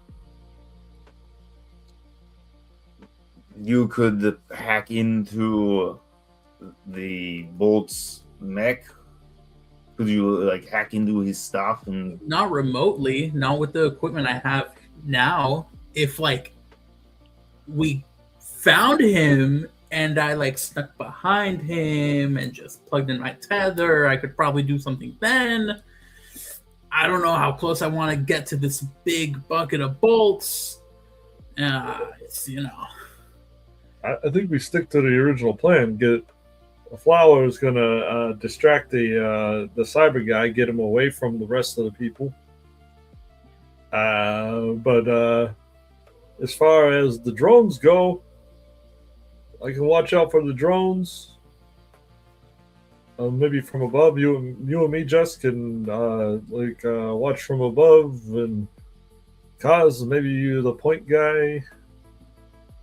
I don't really know how your deal works, but if we want to distract Bolt, then me and Flower or me and you, Lugnut, would be prime candidates, because I just need someone to distract them. Someone annoying enough to distract them to get behind and work my magic.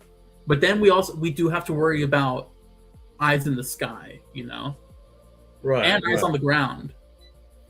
Well, maybe we're not the only ones who are being wary of Bolt. That's he's there for a reason. So if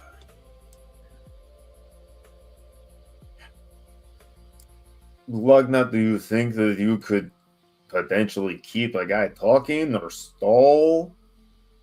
Well, I was thinking maybe instead of sending the Flower to distract the thing, I could send Rum Runner. So maybe, I don't know, run into him or something, and then he, then zip off, and maybe the guy chases him or something. That seems pretty simple, but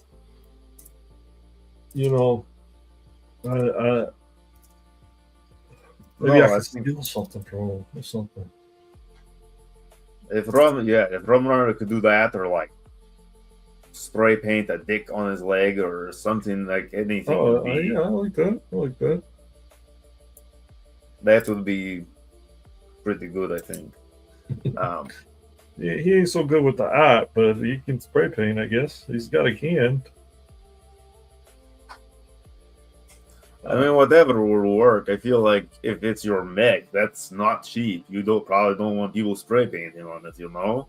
Oh yeah, no, those things cost money. We've got until tomorrow, you guys.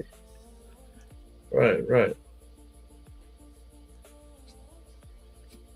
So with that, where do you guys head off to? What do you want to do until you make your way towards the meeting? You have a full day. You've got the rest of the evening and all day tomorrow to accomplish a task. Also, you each acquired 3 handfuls of credits off of each of the bodies that you got. So that transfers to 3 handfuls of coins on the character sheet, but we're calling it 3 handfuls of credits. All right. Oh. What exactly did Pox send us out to do? Pox wants you to intercept the courier and get the briefcase. Or get the container, whatever he's carrying, and get it back to him. He thinks that it might be something to do with a substance that they use to refine and use as a fuel for arc citadels that keep them aloft up in the stratosphere. But who knows? The goblin just thought that it was body parts that he was buying. Yeah, the goblin says that he was delivering something in exchange for body parts, for organs. Oh wait, the ARC guy's paying with body parts? Maybe. Yeah. Oh, I thought he was buying. Okay. Well, that's the goblin said he was buying body parts, but who knows? The goblin was maybe grossly misinformed. What if we spent? I wonder if we could set up a trap for the drone. Like it caught you once. Could you let it catch you, and then we take out the drone? You want me to on purposely let Ark? We would be there to make sure you didn't actually go. And it's not even this. You're hacking a drone or a camera away, and the drone will be taking out that camera. You don't have to be near the camera. Yeah, you're not gonna be there. You're gonna, or maybe you send them after somebody you don't like. You got a rival or something you can disguise yourself as. Or... I could go with you as your bodyguard. I could take them out. It would be fun and games. I would prefer to do, if we think there is going to be legit arc, I think that it's something for all of us. But if it's... I was thinking more just like the drone. Yes, no, just the drone, I agree. I think that is something we could set the trap for. Okay. I need to get in position to be near Bolt or wherever Lugnut's little mech is going to take Bolt. So, if anything, I can set up my own VPN on you, Kozak. So, they're attracted to where you are, leaving me to deal with Bolt. Me and Flower to deal with Bolt, while you and Lugnut deal with the drones. Yeah, no, that's tomorrow. I'm talking about tonight. I'm saying we could try to take out the drone tonight so that it's not a problem tomorrow. Although I guess they could send more drones, so they probably got plenty of drones, so we don't have to worry about that. Yeah, that's what I was worried about. There can't only be one drone. If there is, they're grossly underestimating me, and I take full offense. Right. What you call full offense, we might call lucky.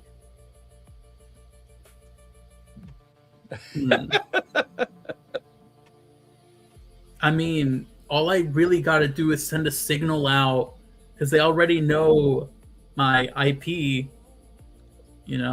so I'm sure they'll want to find me if I just on purposely left it open for a second. Yes. And we can deal with the one today, but then we don't know if they'll send out more tomorrow because now they know They'd be a little bit more prepared. Yeah. Fair enough. Can we get into how long would it take us to get to like the flesh market if we were wanting to like?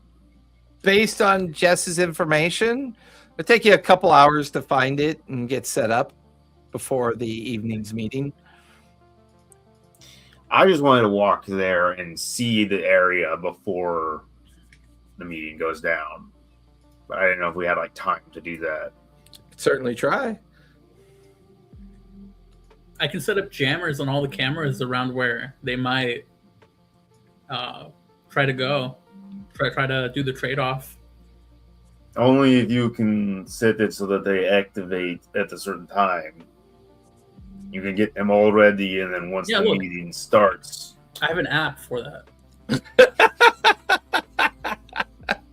Yeah, he wrote it himself. Oh, okay, all right. And the little skull like pops, like a holographic skull pops out. It just starts like doing like little text. Oh, that's my network assistant. Not for short. It's my assistant. Okay. So divide and conquer. Someone head out to find the flesh market. I'll do it. Okay. So Flower, you're going to take all the information, start heading out to locate the flesh market and get a lay of the land. Yeah, I gotta move, or like Flower's gonna pick another fight. Like they don't like sitting still for too long, man. Doesn't involve. Yes, you wanna hack out the cameras in that region? Yeah.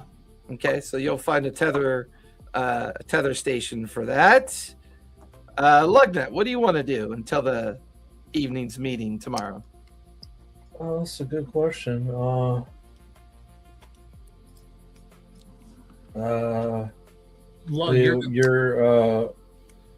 scoping out the area, Flower? You can always come with. Yeah, I think I will, and I'll like keep an eye out for like anything mechanical, maybe something that I can blow up, like a I don't know, like a fuel station or something, or Yeah, I love it. So Lug and Flower start heading off in the direction where they get the information from Jess of the possible location of the flesh market. Jess, you find a hacker's terminal to start plugging in your tether and seeing if you can isolate the cameras that lead up to that location to help both Flower and Lugnet out as they go to approach it. Kozak, what are you doing?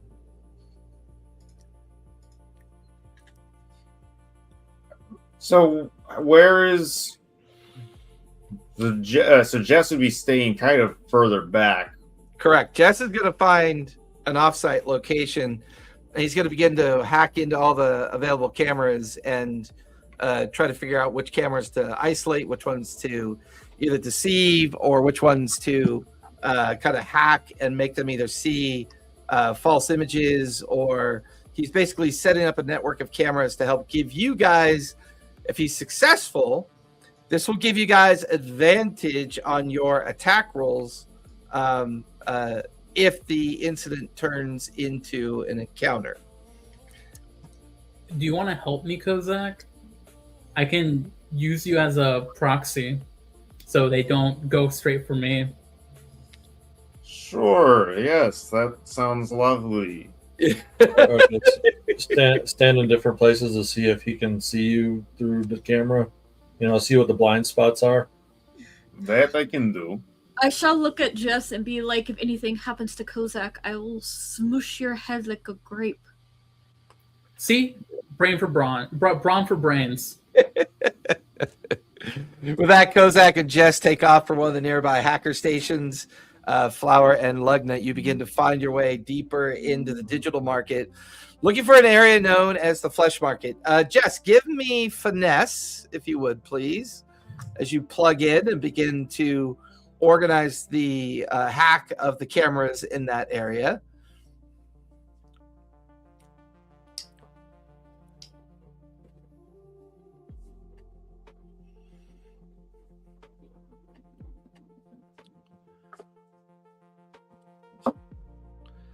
You're on mute, by the way, Jess.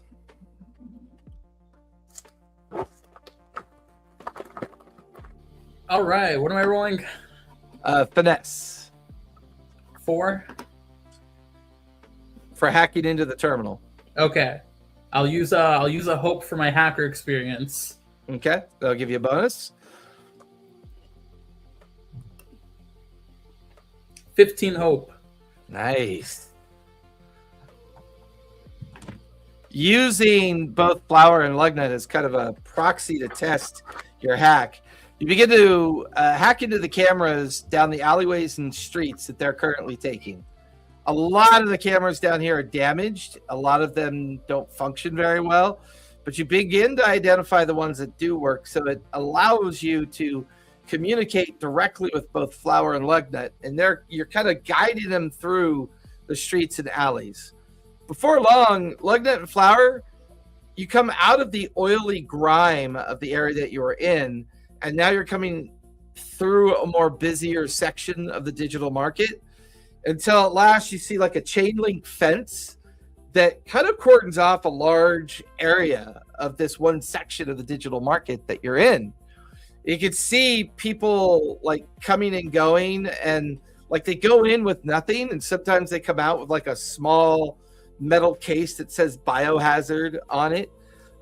Before long, the two of you cross the threshold of the chain link fence into what you can now see both digital signs and like advertisements. Is your heart going bad? Don't worry. We can replace it with not one, but 2. Get a backup here. Drinking, doing too much haze? Come and get your new liver over here. And as you kind of like stumble into the flesh market, you begin to realize it's a bunch of independent bioengineers and independent biohackers that are kind of like placed in different areas of this part of the flesh market. They're all kind of operating independently from what you can tell.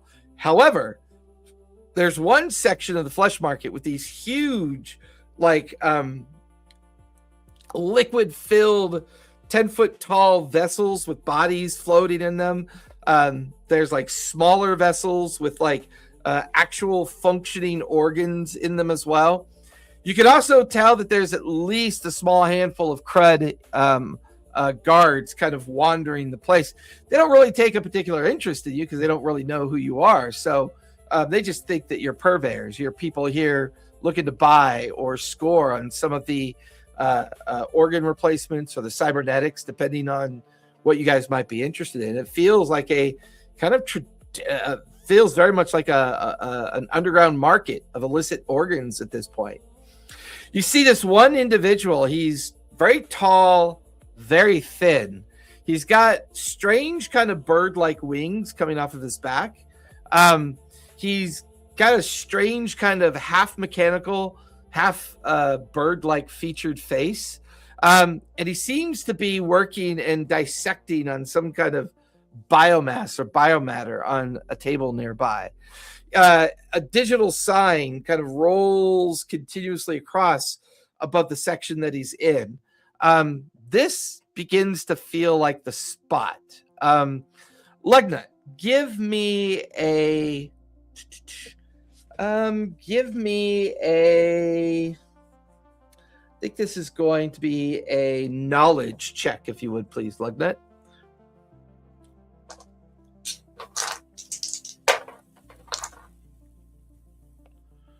That is a my dark die is too dark. That's a 9 with hope. 9 with hope. Looking around, there is one particular area of one of the stalls of the flesh market. It is filled with all this explosive and caustic material that is used to either break organic matter down or clean off, like almost like barrels of solvents. It seems to like be collected in like a 2,000 square foot area.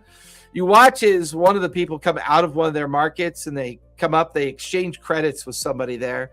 They then take this metal canister and they fill it up with this kind of weird liquid that comes out of the barrel. you get the feeling that that might be a good target for diversion. Set an explosive device there will definitely give you the opportunity you might need for giving everyone else advantage when the evening arrives to intercept the courier.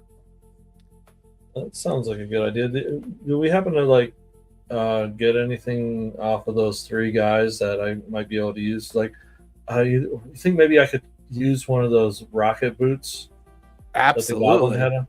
Yeah, so like I could rig the rocket boot to like fire off and hit the explosive device or the canister, and that'll create a boom.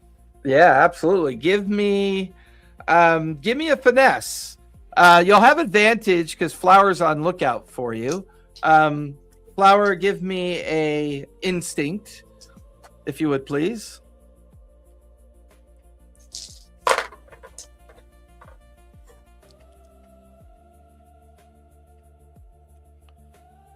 So that's 19 with fear. Okay. You're pretty successful. With Flower on lookout, you use the cover of the crates, the barrels, and other like stacked equipment to kind of hide yourself from anybody that's looking.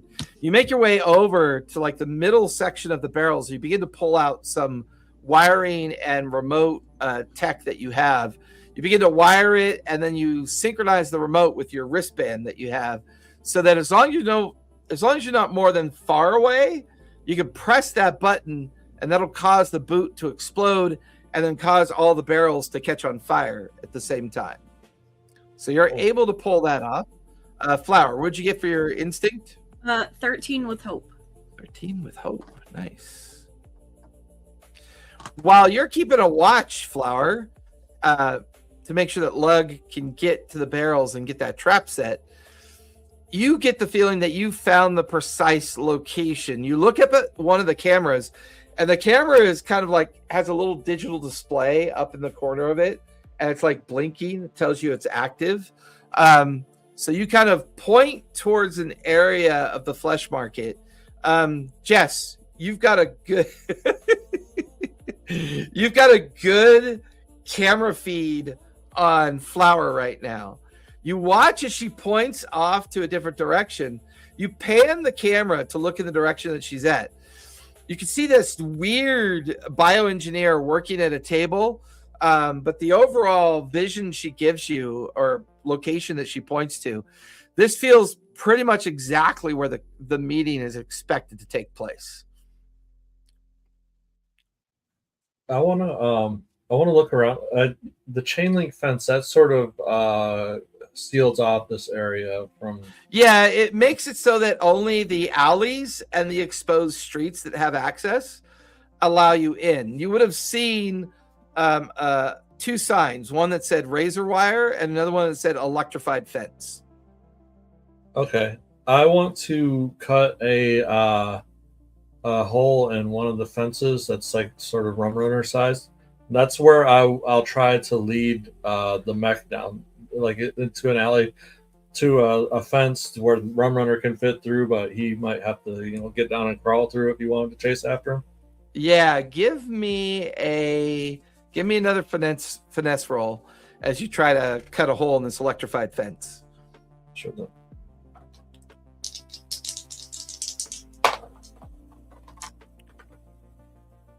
That is 12 with hope.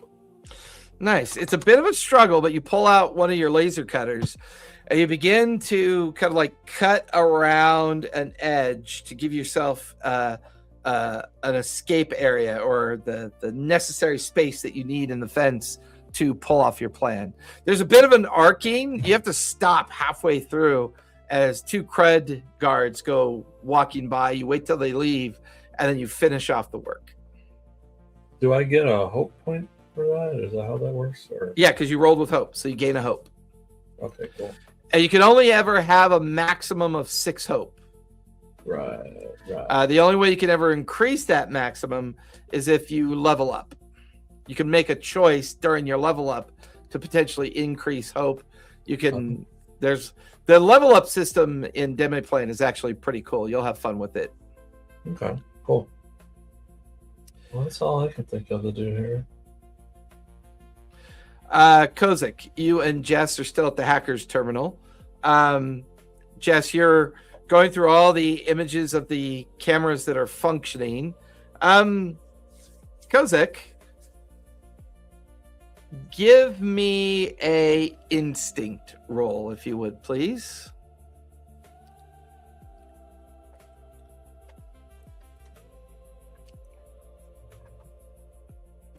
That is 11 with hope. 11 with hope. Man, you guys are rolling with a lot of hope. Yeah.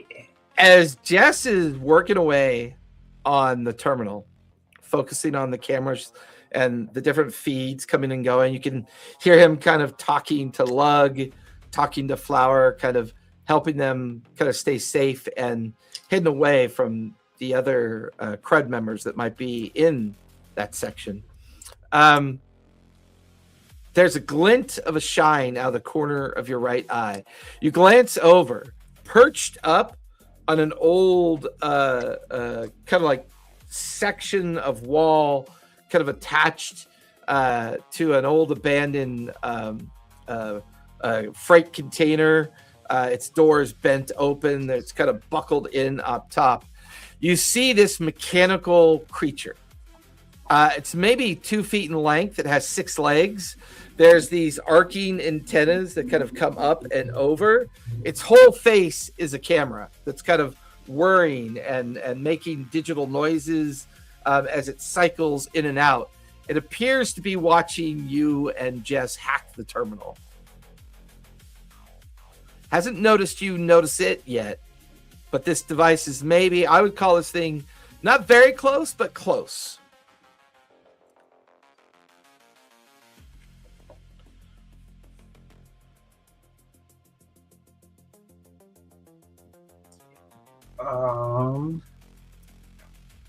Okay. And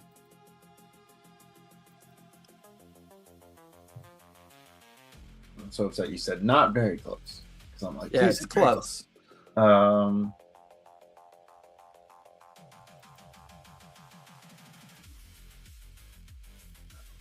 it's looking at me. It hasn't noticed that I noticed it. You watch as it begins to kind of creep a little bit more forward, like it's trying to get a better view.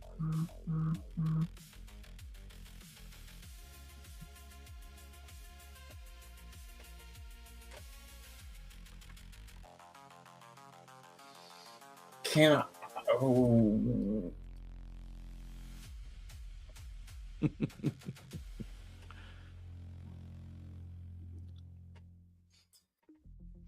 If I did an illusion, I have minor illusion. Make a spellcast roll. On success, you create a minor illusion no larger than yourself within close range. The illusion is convincing to anyone at close range or farther. There's no way I could, like, I wanted to say, like, could I, like, try and, like, make it seem like something's dropping on it? Like, I want to sort of, like, scare it to come towards us. Absolutely. You can create a hologram that makes it think that something's about to happen to it. Absolutely. Okay. I have to make a spellcast roll, and then it just says 10. Is that the DC? Yes. Gotta get a 10 or higher to successfully cast the spell. Oh, okay. That's 12 with fear. 12 with fear. As you cast, the spell goes off. The hologram kind of like envelops the front of the mechanical creature's area where the camera is. At first, it doesn't really do much of anything. It kind of backs away, and then you can hear metal on concrete and metal on metal. And then as your hologram fades, you no longer see the mechanical creature anymore. Yeah, son of a bitch.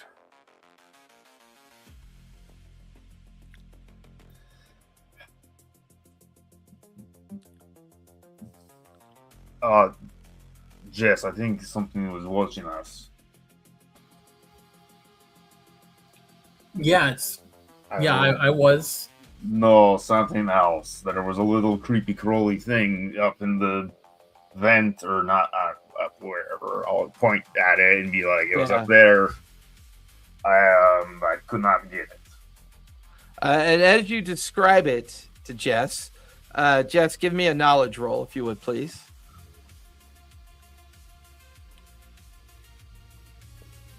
"17 fear." Yeah, 17 fear. You recognize it as ARC drone, known as a creeper drone.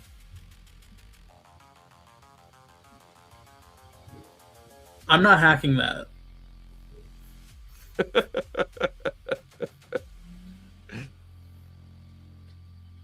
I didn't need you to hack it, but like, can we try and oh fuck, man, we need to try and kill it or something. I don't know. How am I? I'm not there. I'm there with you. Oh wait. Oh, sorry. I thought the drone. No, you and Kozik are at the tether station.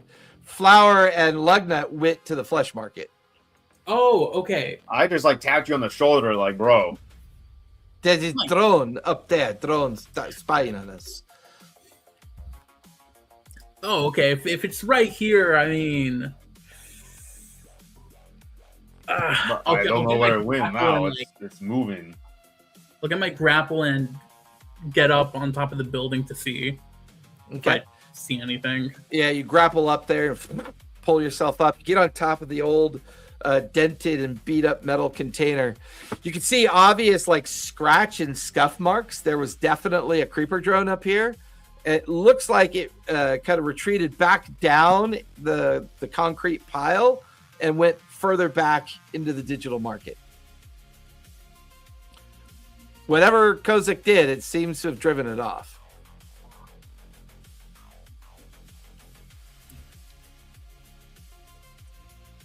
Doesn't seem like it's our problem anymore. But I think you need to get a better vantage point while I keep doing my thing on this terminal. I can do that. And I'll, I don't know, climb the fire escape or some shit. Yeah, you find like an old rusty metal building, and you kind of climb up the ladders and the kind of like rusty outline of a building. And it gets you up pretty high. From that height, give me an instinct with advantage. So you get an extra D6. Oh, that is a 24 with fear. I got a 10 and a 12. Nice. As you get to the full height, almost at the far to close range, you can see the silhouette of a clank come out of the shadows of a building. It reaches down, picks something up, and it like attaches it to the back of their body. You then watch as they kind of walk over, and you lose sight of them for like a minute, and then all of a sudden a small shuttle lifts up and silently whisks away.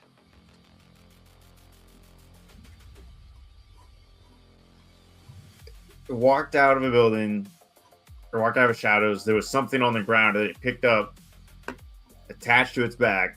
Yep. And then just went and got it a shuttle and walked and flew off. Yep.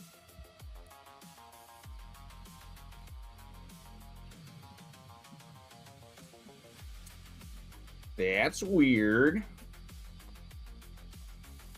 With that, Jess, you've got a full layout. All the proper cameras are organized.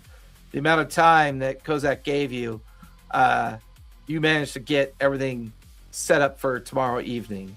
Lug and Flower, unless there's anything you want to do, Flower. Lug, your trap is set, and you've cut the hole in the fence. I mean, okay, so if it was quick, then the Flower is okay. She is, as I've probably said, she really isn't like a being idle very much. So like, she's kind of like always got a moose that he steals like her like Achilles heel almost. So if it was a quick thing, then yeah, we would just go. I would just keep an eye out to see if like anyone was gonna try to steal from us or come at us, and then pick a fight then. Okay. Well, I like break their arm, you know. Yeah. I mean, you use your ability to kind of keep people at bay to give Lug the amount of time that he needs. Give me a presence, if you would, please. Okay, let's see. What is my presence? Okay, +0, so that's good. 16 with hope. 16 with hope. Nice. There are a few occasions where people were getting a little bit too close. You managed to keep them away. I'll like growl. I'll be like, yeah, and they kind of cower and walk off in a separate direction. There's a moment when this one individual just kind of stares at you for a bit. He is dressed in kind of like a slate black set of ceramic armor. He's got a huge laser rifle kind of like strapped to his back. He's got like a connection of cybernetics at his neck, kind of folding back into his head. He stares at you long enough to where he's either wondering if he knows you or if he almost like maybe he's wondering if you're here. He doesn't look to have any of the signs that he works for ARC. This is definitely not someone who would be in a crud gang. He doesn't look the part, but he's just kind of staring at you as if maybe he might know you or maybe not. It's hard to tell. I mean, do I know him? Doesn't look familiar. I mean, I would make note of it, and I would probably tell Kozak later, but Okay. if it's nothing like super threatening or important at the moment, then I would just keep moving Okay. with Floatnut. With that, you guys wrap up your evening activities. You find yourself back at the Copper Tether. Any last minute thing you want to work on before setting up for the ambush? At the terminal I was at, Mm-hmm. I want to set a lock or like an alarm or something. So in case someone else goes and uses it, I get like a notification. Yeah, you pull out some circuit tape and you take the circuit tape and you kind of hide it along the edge of the tether input. If anybody were to sever or tap in to this terminal, the circuit tape will let off a small little spark, and that'll pulse the signal to your phone and tell you that someone had activated it, or at least tried to.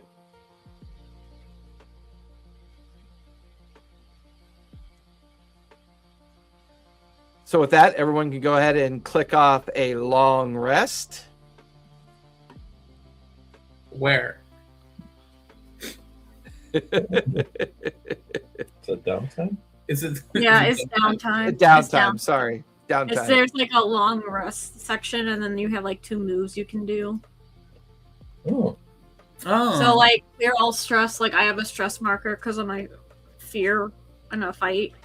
And then like if you did an armor slot, you could like say repair all armors or tend to rule. It gives you really cool options. what does prepare do? That's what I'm reading. Pretty cool. Yeah, you can click on describe how you prepare yourself for the path ahead and gain 1 hope. If you prepare with 1 or more members of your party, you each gain 2 hope. Which Okay, I feel like Yeah. if we want to do like a group prepare, which we could do for move 2, like I know for me, Isn't that what we just did? Not well, kind of, but that was more detailed activity of trying to find the flesh market. Yeah, this And- is just us maybe going over the plans again or something. Or... Yeah, I or was gonna even say we getting could, a like, good lock- night's we could, like, rest. actually like Yeah. lock down. So like for me, right, for the flower, I had a stress. So my first move was to clear it. So I do like this yoga kind of like Namaste. kind of to like blow off, not blow off steam, to like wind Release down from the tension. fight. That Yeah. So that's Yeah, how like I essentially, restored cleared my stress. And then if we did prepare, I would be like, I would lock down my role and what we're gonna do Right. with like if I'm the bodyguard, I would lock down like I'm gonna remain like 3 steps behind, Lugnut or Jess, like whoever is like our sacrificial lamb that I'm supposed to protect. Or if I'm picking a fight, it's like I would be like, hey, like if I hear someone do like a bird call, that means I throw the punch, like we're ready to go. That's what I think. That's my understanding of it. Yeah, that could be it. Absolutely. Okay. So, So I'll we each prepare. Yeah, we could do Yeah, a group one. prepare. And for the other one, I'll do work on a project. I'll rig up Rum Runner with some spray paint, I guess. Love it. A better way to distract the guy. But, Like a big old stogie hanging out of your mouth, and you're like, just sitting there spray Yeah. painting Rum Runner. what is a rival gang to the creds that I might maybe I can make a stencil or something and spray it on the guy's leg or something. There you go. Yeah. Ooh, and I'd love a check on this. Give me knowledge, if you would, please. Sure.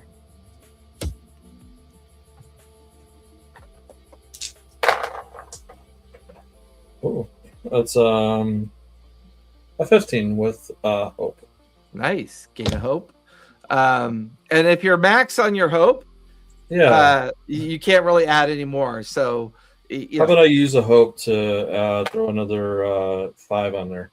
yeah, go for it. Absolutely. So 17 altogether. Yes, Ale. What is it? I can't remember.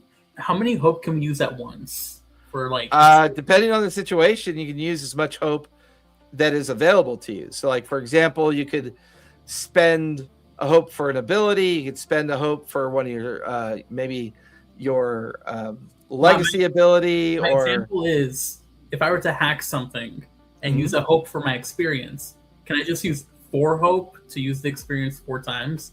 Give me no, because it's based on the activity that you're doing. So it's always, they don't stack. It's always applicable to that one time. Okay. Like I have an ability that says I can use 3 hope, and I have this effect if I do it. So I'm glad I kind of built my hope up. So if I get in a fight, because it's good for a fight, I'm gonna use this ability because I finally have enough hope to actually do it. Yep. So there are 5 rival gangs that you know of in this area. There's the Red Chrome Legion and the Iron Sights. Those two have been fighting over each other in their territory, including some of the territories within the digital market. There's the Bozos. They're a cyber psychotic clown gang, and what they do is they augment themselves with body parts from clowns. They're known to be quite unpredictable, and often hired to do things for other gangs. There's the Vamps, prankster gang that dress up in theatrical clothing that kind of fuck with people.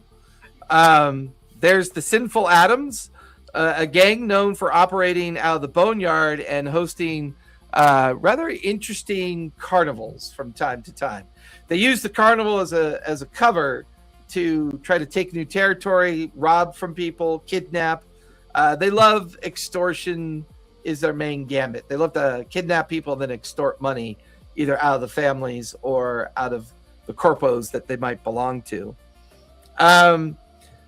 Probably the most notorious for the digital market are the Piranhas, a gang led by a figure named Corpse Reviver, who could be a great black market contact. So he is somebody that has a vested interest in keeping out all rival gangs out of the digital market.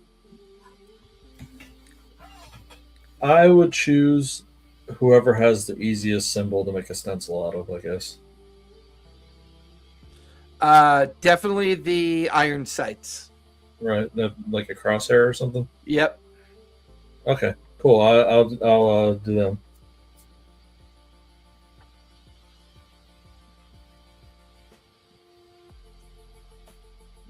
And just so you guys know, I have a hard out at 9 o'clock. I got to go to work.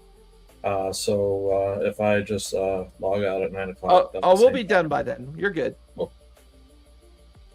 Okay. Well, there we go.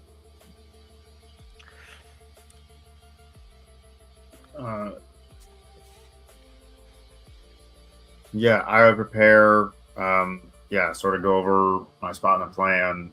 If Rum Runner is the distraction, are we going to do the Rum Runner leads the bolt away and then explosion, and then I think I'm going to save the explosion for like ending the fight or as an emergency kind of measure. Okay. I was gonna hack the suit. That's why we needed Roadrunner as a distraction, so I could get close enough. Watch Jess come back into the fight with a hacked mech suit and the fried brain of the giant that's inside the mech Sounds suit. amazing. Yeah, totally. I think I saw that on Netflix. Who's Kozak? You're like super melee, right? Like No. very close. Flower is super melee. Yeah, Flower's definitely super melee. Yeah, you're like ranged, huh? I thought I heard you had like gauntlets or something. Or I have magic runes that like hand runes. That's me using my little magical box. right. It's more of a magical thing. I'm a sorcerer. Because I can probably fix up that like arm cannon with my what's it called again? The work on a project. Yeah. But I don't use it. I'm not going to use it. That's why if someone else wants it, I can probably. I could definitely use it. Okay. You know, I got a hand crossbow as my weapon and a grappler, so I could use something with a little heft to it. Ooh. I would imagine Jess will affix the hand cannon to your arm and make it so that your grappler can seat inside the hand cannon. What's the maximum range for your grappler? Not very far. I don't think it's like a grappling hook. It's more like just a thing that, Like something you reach out with? like it's something on a chain. Yeah. Yeah. It's a range close. It should give you a range. I can pull things into melee range. The range is close. Oh, close. Yeah, sorry. Yeah, you're right. So we'll say that it'll work up to near. So if anybody's near you, it will the new hand cannon that was adapted to your arm will increase your grappler to near. Cool. Pretty much putting anybody in range now to pull them into melee. What are the stats on the hand cannon? Oh, well, since Jess took it apart and then put it back together again to apply it to your arm, it's really just augmenting your already existing ability. Got it. Okay, cool. Awesome. With that, you guys find yourself waking up at the late afternoon hour, kind of attaching gear, putting things on, going over last minute plans, and you begin to find your way out into the early darkness as the sun begins to set off on the distant horizon. And here, in Steel Horizons, it gets dark pretty fast. There's not much time for the sunlight to exist in these congested and overcrowded streets. But before long, you find yourself on the edges of the digital market, the beginnings of the flesh market, as Jess, you now have a a device on your wrist that you could use to tap into the different cameras that are available to you, since they've all been pre-aligned. As you guys hunker down in the dark alleys and streets, you patiently begin to wait for the arrival of the crew at the flesh market. You notice that Jess, in the darkness, has holographed out what the image looks like. It's a collection of camera images that are isolating alleyways and streets, kind of focusing in on faces. There's a brief moment there, Flower, where the camera focuses in on that person's face that you saw the previous day in the flesh market. They seem to just be casually leaning up against like a stack of steel spools of metal, just kind of casually keeping an eye out. Jess, you can see the first signs of Bolt. He's pretty big. He stands roughly 12 feet tall, and this giant is inside this metal suit. His right arm is this hydraulic claw that like opens and closes. His left arm is like a minigun that's kind of like slung under the left arm. You can see all the cybernetic kind of equipment hanging off of its back. You could tell that the lower half of his body is fused into the mech. His upper half is still giant form, but barely. There's a lot of wires and augments and metal plating kind of interplaced into areas of his flesh that are no longer flesh. Walking alongside him is this older gentleman wearing a kind of black and white, gray pinstripe suit. His left hand is this metal hand that is gripped onto a round metal case with a like a digital cufflink that's around his wrist, and there's blue pulsing wire connected to the case.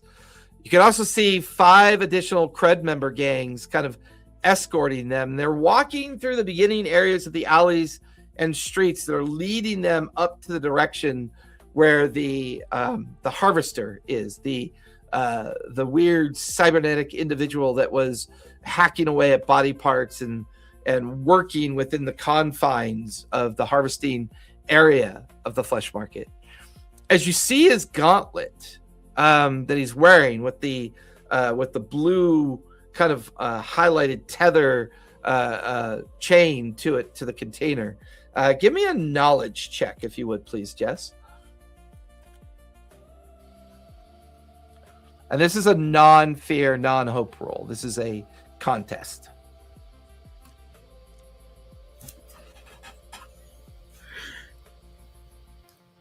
Um, 2d12s.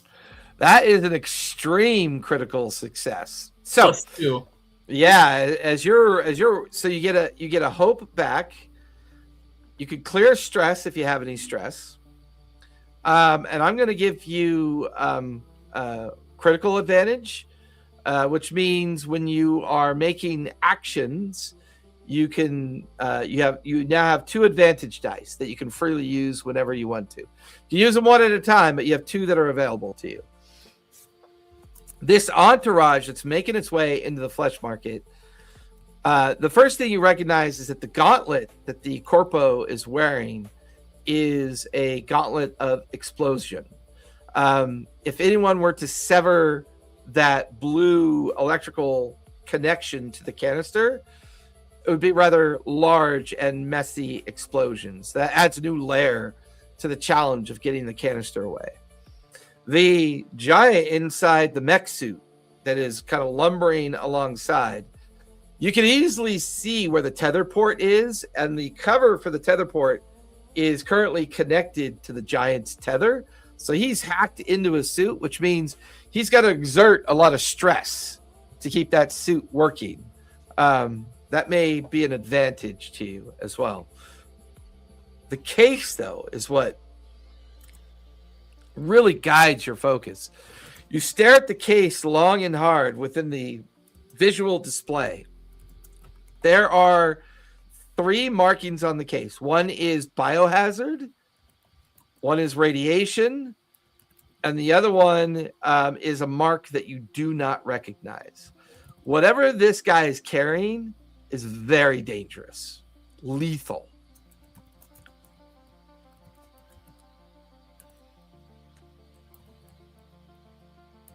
You guys are watching as digital crosshairs are focusing on different faces. It focuses on the face of that person that Flower had met the previous night, and there's a bunch of writing that starts unfolding underneath the face. Unknown, unknown, unknown, unknown, unknown. It's like using data points of the guy's face to kind of try to figure out who this guy is, and the AI can't figure it out. However, it shifts over to the corpo, and it identifies him as Dr. Renard, and then, scientist for corpo, research lab and facility. It shifts over to Bolt. It identifies him as Bolt, highly advanced mechanized bio suit user. But when it shifts over to the 5 cred members, unknown, unknown, unknown, unknown, and then it shifts over to the harvester, who's currently harvesting organs and interacting with the dead bodies and other strange squishy parts on the different tables. They all arrive, and they're all there. The harvester and the corpo seem to be in the middle of a conversation.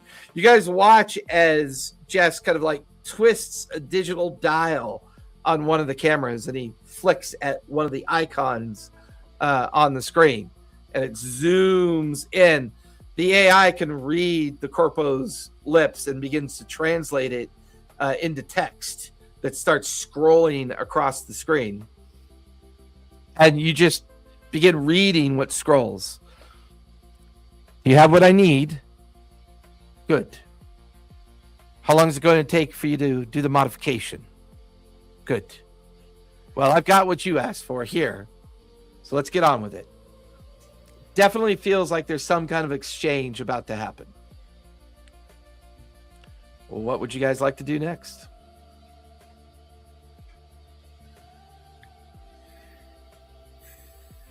Can I check for the little arc insects? Head over there, probably. Flower, you begin to head out to get into position. Jess, you're looking around for the arc droid. Jess, give me a instinct check, if you would, please.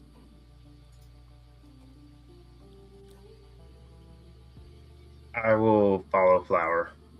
Flower and Kozak both going to go get in position. 15. 15. With hope or fear? Fear. Fear. As you pan around using the camera, using the available digital connections that you have, so far, no sign of the arc drone.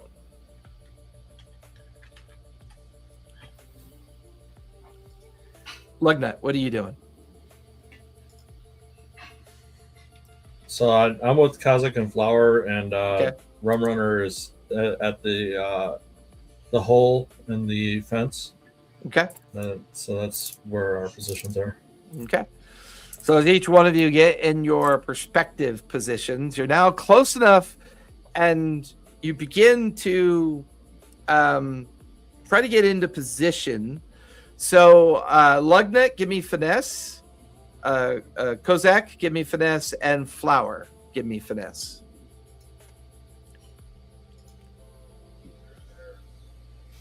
Kale will be right back. Okay. You said finesse? Yep. I rolled a 14 with hope. Nice. So I rolled 6 with fear. Ooh. Yep. Flower's antsiness is about to get her in trouble. Yep. I know. Yeah, I know. Keep it down. So Lug, or Kozak, go ahead and give me a finesse roll.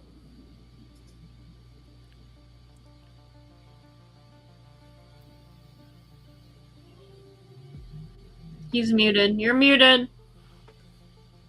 12 with fear. Sorry. 12 with fear. So, as the three of you get into position, Lug, you set Rum Runner up to be activated, and you send him off towards his intended target, which is towards Bolt. Correct? You're on mute. Yeah. He's gonna sneak up behind Bolt, and the plan is to start spray painting a crosshair on his bum. If he can reach it. I don't know if he can really. Yeah, so Kozak and Flowers, you guys are near this particular part of the flesh market that you need to get into. The two of you see this strange, small robotic creature that you know to be Rum Runner kind of sneak up behind the big mecha Bolt, and immediately you can hear the sounds of spray paint. The Crud operatives immediately begin laughing and pointing. Bolt turns around, and the whole mech turns to look down, and the spray paint keeps going until Rum Runner realizes he's been caught, and Rum Runner is taking off towards where, Lug? He's gonna go towards the hole in the fence, to the alleyway that has the hole in the fence. And I wrote down an experience for him that I just wrote down beep boop, and I'm gonna say that's how to be really annoying as a robot and Absolutely. try to intimidate, or not intimidate him, but draw him after him. Yeah, give me a presence, if you would. Okay. Do I use my stats for that, or Well, if he has a presence, you could use the Rum Runner I'm stats. not sure if he does. Let me look him up real quick.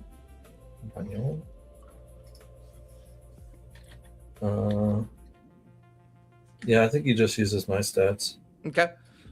Okay. So does the experience do I use a fate point for that? Or can I Use say a use a hope. a hope point?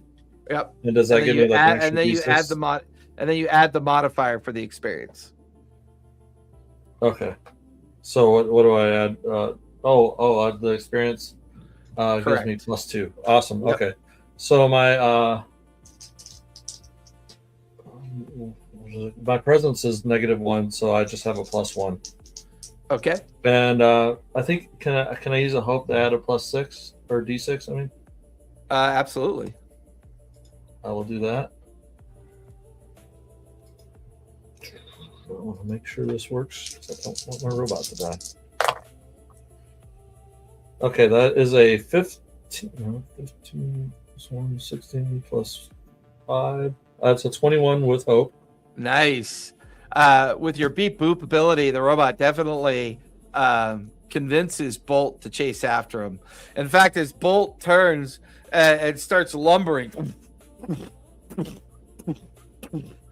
towards him, Rum Runner slides underneath the cut fence. Bolt makes his way through it, but he's so big and wide, even with the hole cut in it, he kind of drags some of the chain link and pull with him. And he's now like slowed down, but still kind of like, get back here, you blasted motherfucker. He's like, he's trying to get at your robot. At this Is point, the fence Jess, still electrified? yeah, it's arcing. It's like he's kind of twitching as he's chasing after Rum Runner. Jess, you have an opportunity here. Bolt is distracted. Rum Runner's got him running right past you. What do you want to do? Muted. You're muted, Jess. Some things never change. I'm gonna jump down on top of the mech, disconnect his tether, and connect mine. Give me a finesse as you do that, please.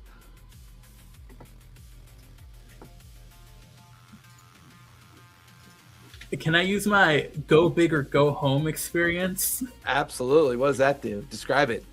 Well, I'm not only am I a hacker, I'm a huge gambler.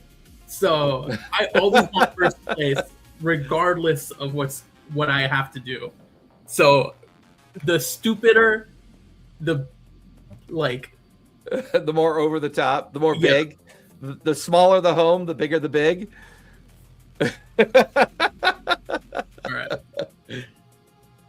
That's 11 with hope.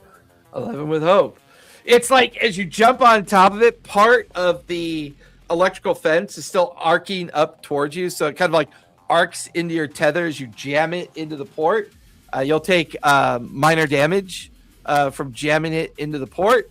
But as it jams into the port, you feel the control sequence immediately kind of like funnel into the onboard system of the mech.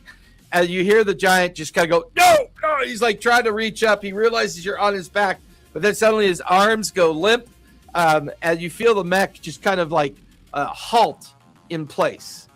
Flower and Kozak, from your position, Rum Runner distracted Bolt, which kind of catches the 5 Crud guards off base.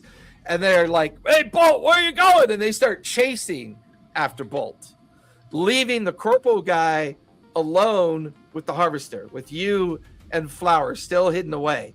As you begin to shift, you hear something fall over. You look over, and where Flower was, she inadvertently knocked over a spool of metal wire, and the spool of metal wire just falls and kind of unrolls in the direction of the corporal guy. He immediately swings around at the noise, brings out this strange looking device out of the inside of his coat, and he points it right in the direction of where Flower is. And that's where we're going to finish tonight, so that when we meet back up again in 2 weeks, we'll see how the rest of the ambush goes, and we'll have Brian back. So it'll be a good opportunity to have Brian jump into the fray. Yes, Ale. Did I take damage from the electricity or both? Yeah, you took a minor. Okay. Well, everyone who came out, thank you for watching. Be safe, be kind, and don't forget to play a game. You guys linger. We'll talk about the schedule before Charles jumps off for work. And we'll see everybody in 2 weeks. Good night, everybody.